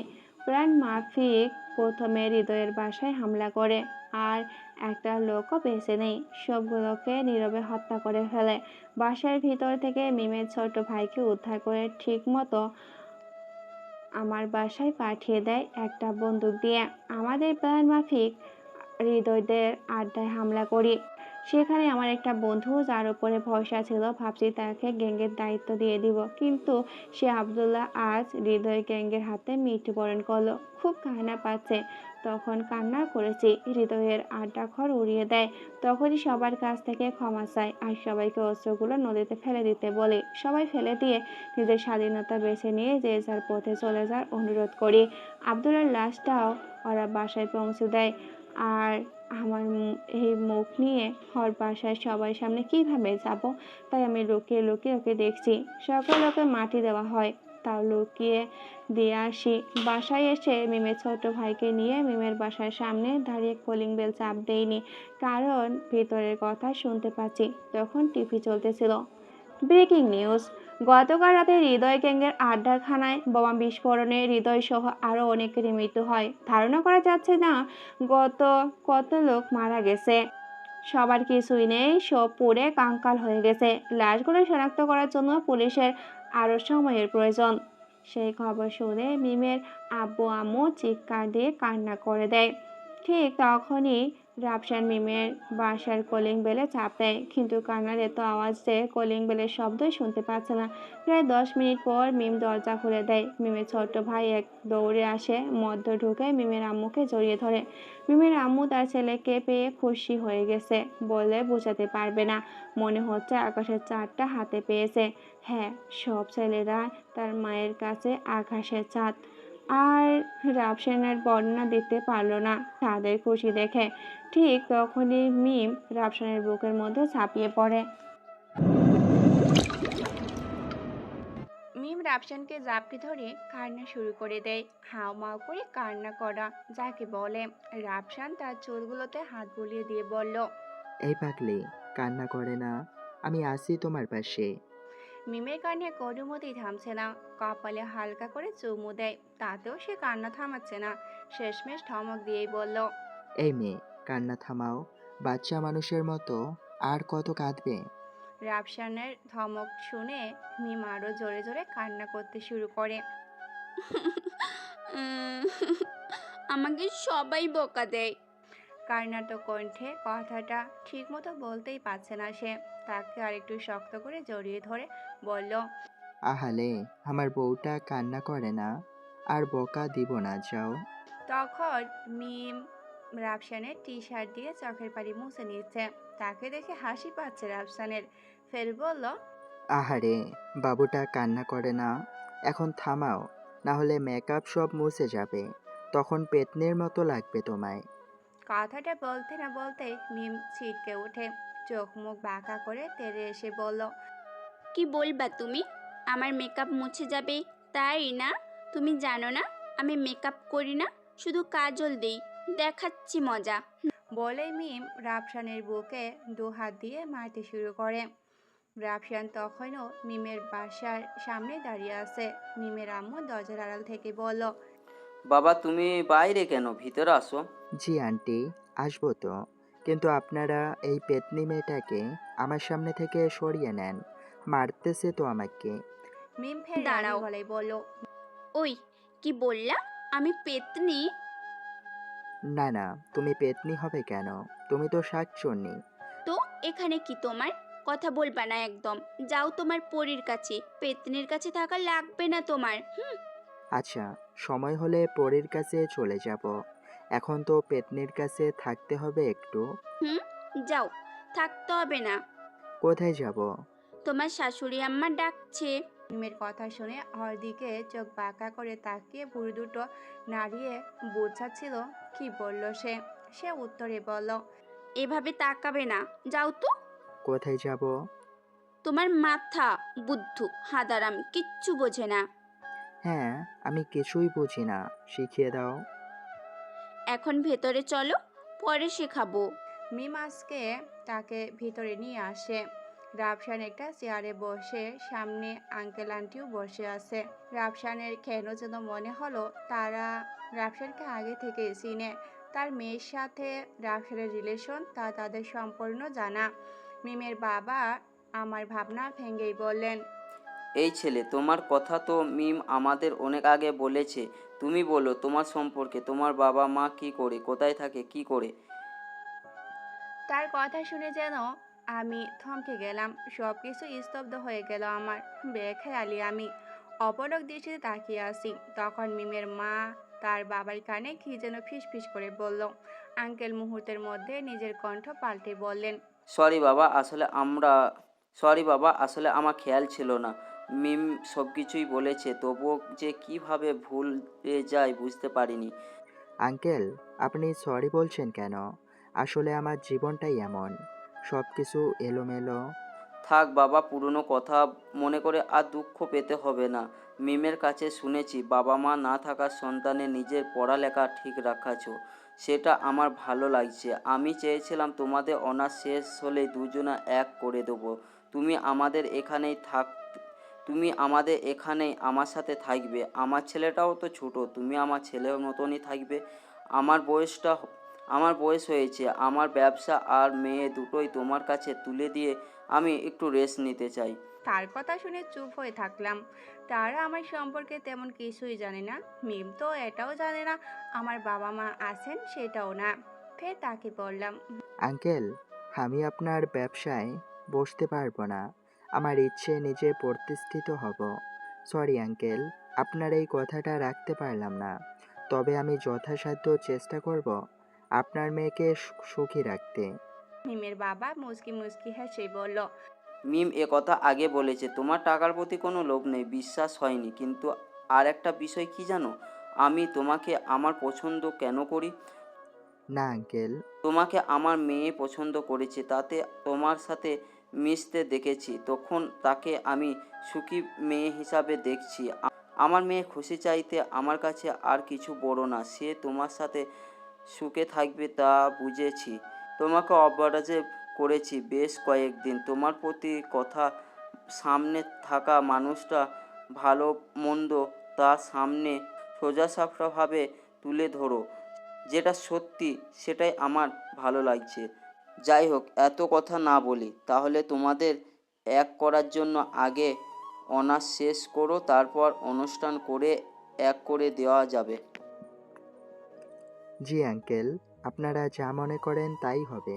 পাশে থেকে মিমির আম্মু আঙ্গুলের কাঁধে হাত রেখেই বলল, বাবা, দুপুরে কিন্তু এখানেই খেতে হবে। জি আন্টি। এই ছেলে, আন্টি কি? এখন থেকে আমাদের পরিবারই একজন, মা বাবা বলবে আমাদের। জি আন্টি। উফ, সরি মা। তারপর মা বাবা চলে যায় সেখান থেকে। পাশে মিমির রুম। চুপি চুপি তার রুমে ঢুকতেই চমকে। তার দেয়ালের চারিদিকে রাফসানের যতগুলো ছবি টাঙানো, ততগুলো ছবি রাফসানের নিজের কাছেও নেই। এত সুন্দর করে সাজানো ছবিগুলো সাজিয়ে রেখেছে বলে বোঝানো সম্ভব নয়। এতক্ষণ তার রুমে ঘুরঘুর করছে, সে কোথায়? নিশ্চয়ই ব্যালকনিতে। চুপি চুপি সেখানে এসে হাজির। মিম অন্যদিকে তাকিয়ে আছে। পেছন থেকে তার কোমরে হাত দিয়ে জড়িয়ে ধরে কাঁধে হালকা করে চুমু খেলো। কানের কাছে মুখ এনে ফিস ফিস করে বলল, এই, তুমি এখানে? আর আমি তোমাকে সব জায়গায় খুঁজে বেড়াচ্ছি। মিম সে কথা এড়িয়েই বলল, এই বিয়ের প্রস্তাব পেতেই দুষ্টুমি শুরু করে দিলা? ছেড়ে দাও বলছি, ছেড়ে দাও। না, ছাড়বো না। আমি আমার বউটাকে জড়িয়ে ধরছি, তাতে তোমার কি? ছাড় বলছি শয়তান, এক্ষুনি এত পাজি হয়ে যাচ্ছ। তাহলে বিয়ের পর কি করবে শুনি? হুম। বিয়ের পরে অনেক কিছুই করব। তোমাকে বিয়ে করলে তো বিয়ে করবে, যেই না হনুমান মার্কার চেহারা আসছে আমাকে বিয়ে করতে। বলে মিম রাফসানের হাতে একটা চিমটি দিয়ে নিজেকে ছাড়িয়ে রুমের ভিতরে দৌড়ে পালালো। রাফসান তার পিছু পিছু দৌড়ে এসে তার হাতটা ধরে ফেললো। ততক্ষণে সে বিছনার পাশে এসেছে। বিছনায় তাকে ফেলে দিয়ে রাফসান ওর উপরে এসে বসে হালকা করে। এখন কোথায় যাবে শুনি? পাখি তোমাকে খাঁচাই করে রাখবো। এই ছাড়ো বলছি, ছাড়ো, না হলে খবর আছে বলে দিলাম। না, ছাড়বো না। কি করবে করো। দেখো শয়তান, তুই আমার দেহ পাবি, মন পাবি না। ও আচ্ছা, দেহ পাবো মন পাবো না, তাহলে তোমার এই ভাবনা? ওই না বদমাইশ, আমার এই ভাবনা ছিল না। তুই সর্বদা নেগেটিভ চিন্তা করিস কেন শুনি? আমি নেগেটিভ চিন্তা করি না। যাও, ছেড়ে দিব তোমাকে। তার আগে একটা চুমু দাও। হুম, দিব না। কেন? কেন দিবে না? তুমি জোর করে নিতে পারো না। রাফসান তো তার কথা শুনে হুঁশ উড়ে যাওয়ার মতো হয়ে গেল। অতঃপর তার ঠোঁটের সাথে দুজোড়া ঠোঁট, চোখ বন্ধ দীর্ঘ 5 মিনিটের অর্ধেক। হঠাৎ মিমের আম্মুর কাশিতে তারা দুজন ঠিক হলো। দুজন দুদিকে চলে যায়, লজ্জায় লাল হয়ে আছে দুজনেই। মিম চলে যায় মিমের আম্মুর সাথে কাজে সাহায্য করতে, আর রাফসান টিভি দেখতে ব্যস্ত হয়ে যায়। সময়টা কখন চলে গেল বুঝতেই পারেনি। দুপুরে খাবার করে চলে যায় রাফসানের বাসায়। সারা রাত ফোনে কথা বলে কেটে যায় তাদের দুজনের। আজ রাফসান কিছু একটা পেয়েছে যার জন্য প্রায় 4 বছর অপেক্ষা করেছিল। এখন অনার্স 2য় বর্ষে। মিমকে পছন্দ করে ইন্টার 1ম বর্ষ থেকে। 4টা বছর বন্ধুত্ব ছিল, এখন বউ। একটা মানুষ পেল যে সব সময় সব দুঃখ কষ্ট শেয়ার করবে, মনের কথা বলার আগেই বুঝে নেবে, সব সময়ের সাথে থাকবে, সব সময় সাথে থাকবে, তেমন একটা মানুষ পেল। সারা রাত কথা, দিনে তার সাথে আড্ডা, পার্কে বসে কথা, মাঝে মাঝে মিমের নিজ হাতে রান্না করা তার জন্য। খুব ভালো সময় কাটাতে লাগলো তারা দুজন। মিমের সাথে সময়টা হয়তো তাড়াতাড়ি চলে গেল। 1টা বছর।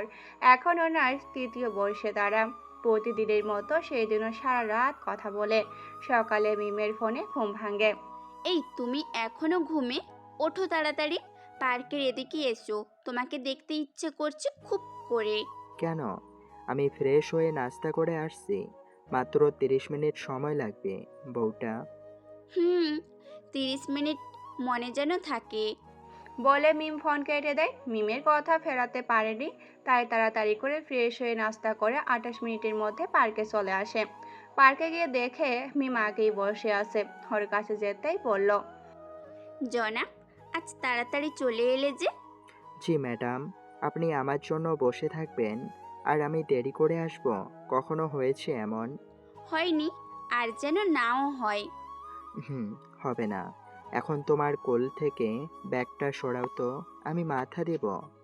এই প্রতিদিন কি কোলে মাথা রেখে ঘুমাতে হবে এই পার্কের মধ্যে শুনি? আমি আমার হবু বউয়ের কোলে মাথা রাখি, তাতে কার কি? আচ্ছা বাবা, তোমার সাথে কথাই পারবো না, নাও রাখো। ইস, মিমের কোলে মাথায় রাখলে পৃথিবীর সব ক্লান্ত দূর হয়ে যায়। মনে হয় রাফসানের জীবনে কিছু একটা চলে আসছে।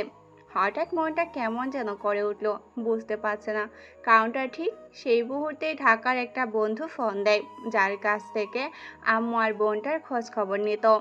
হ্যালো দোস্ত, কেমন আছিস? ভাই, আমি কেমন আছি জানি না, কিন্তু একটা কথা ছিল, তাড়াতাড়ি ঢাকায় চলে আয়।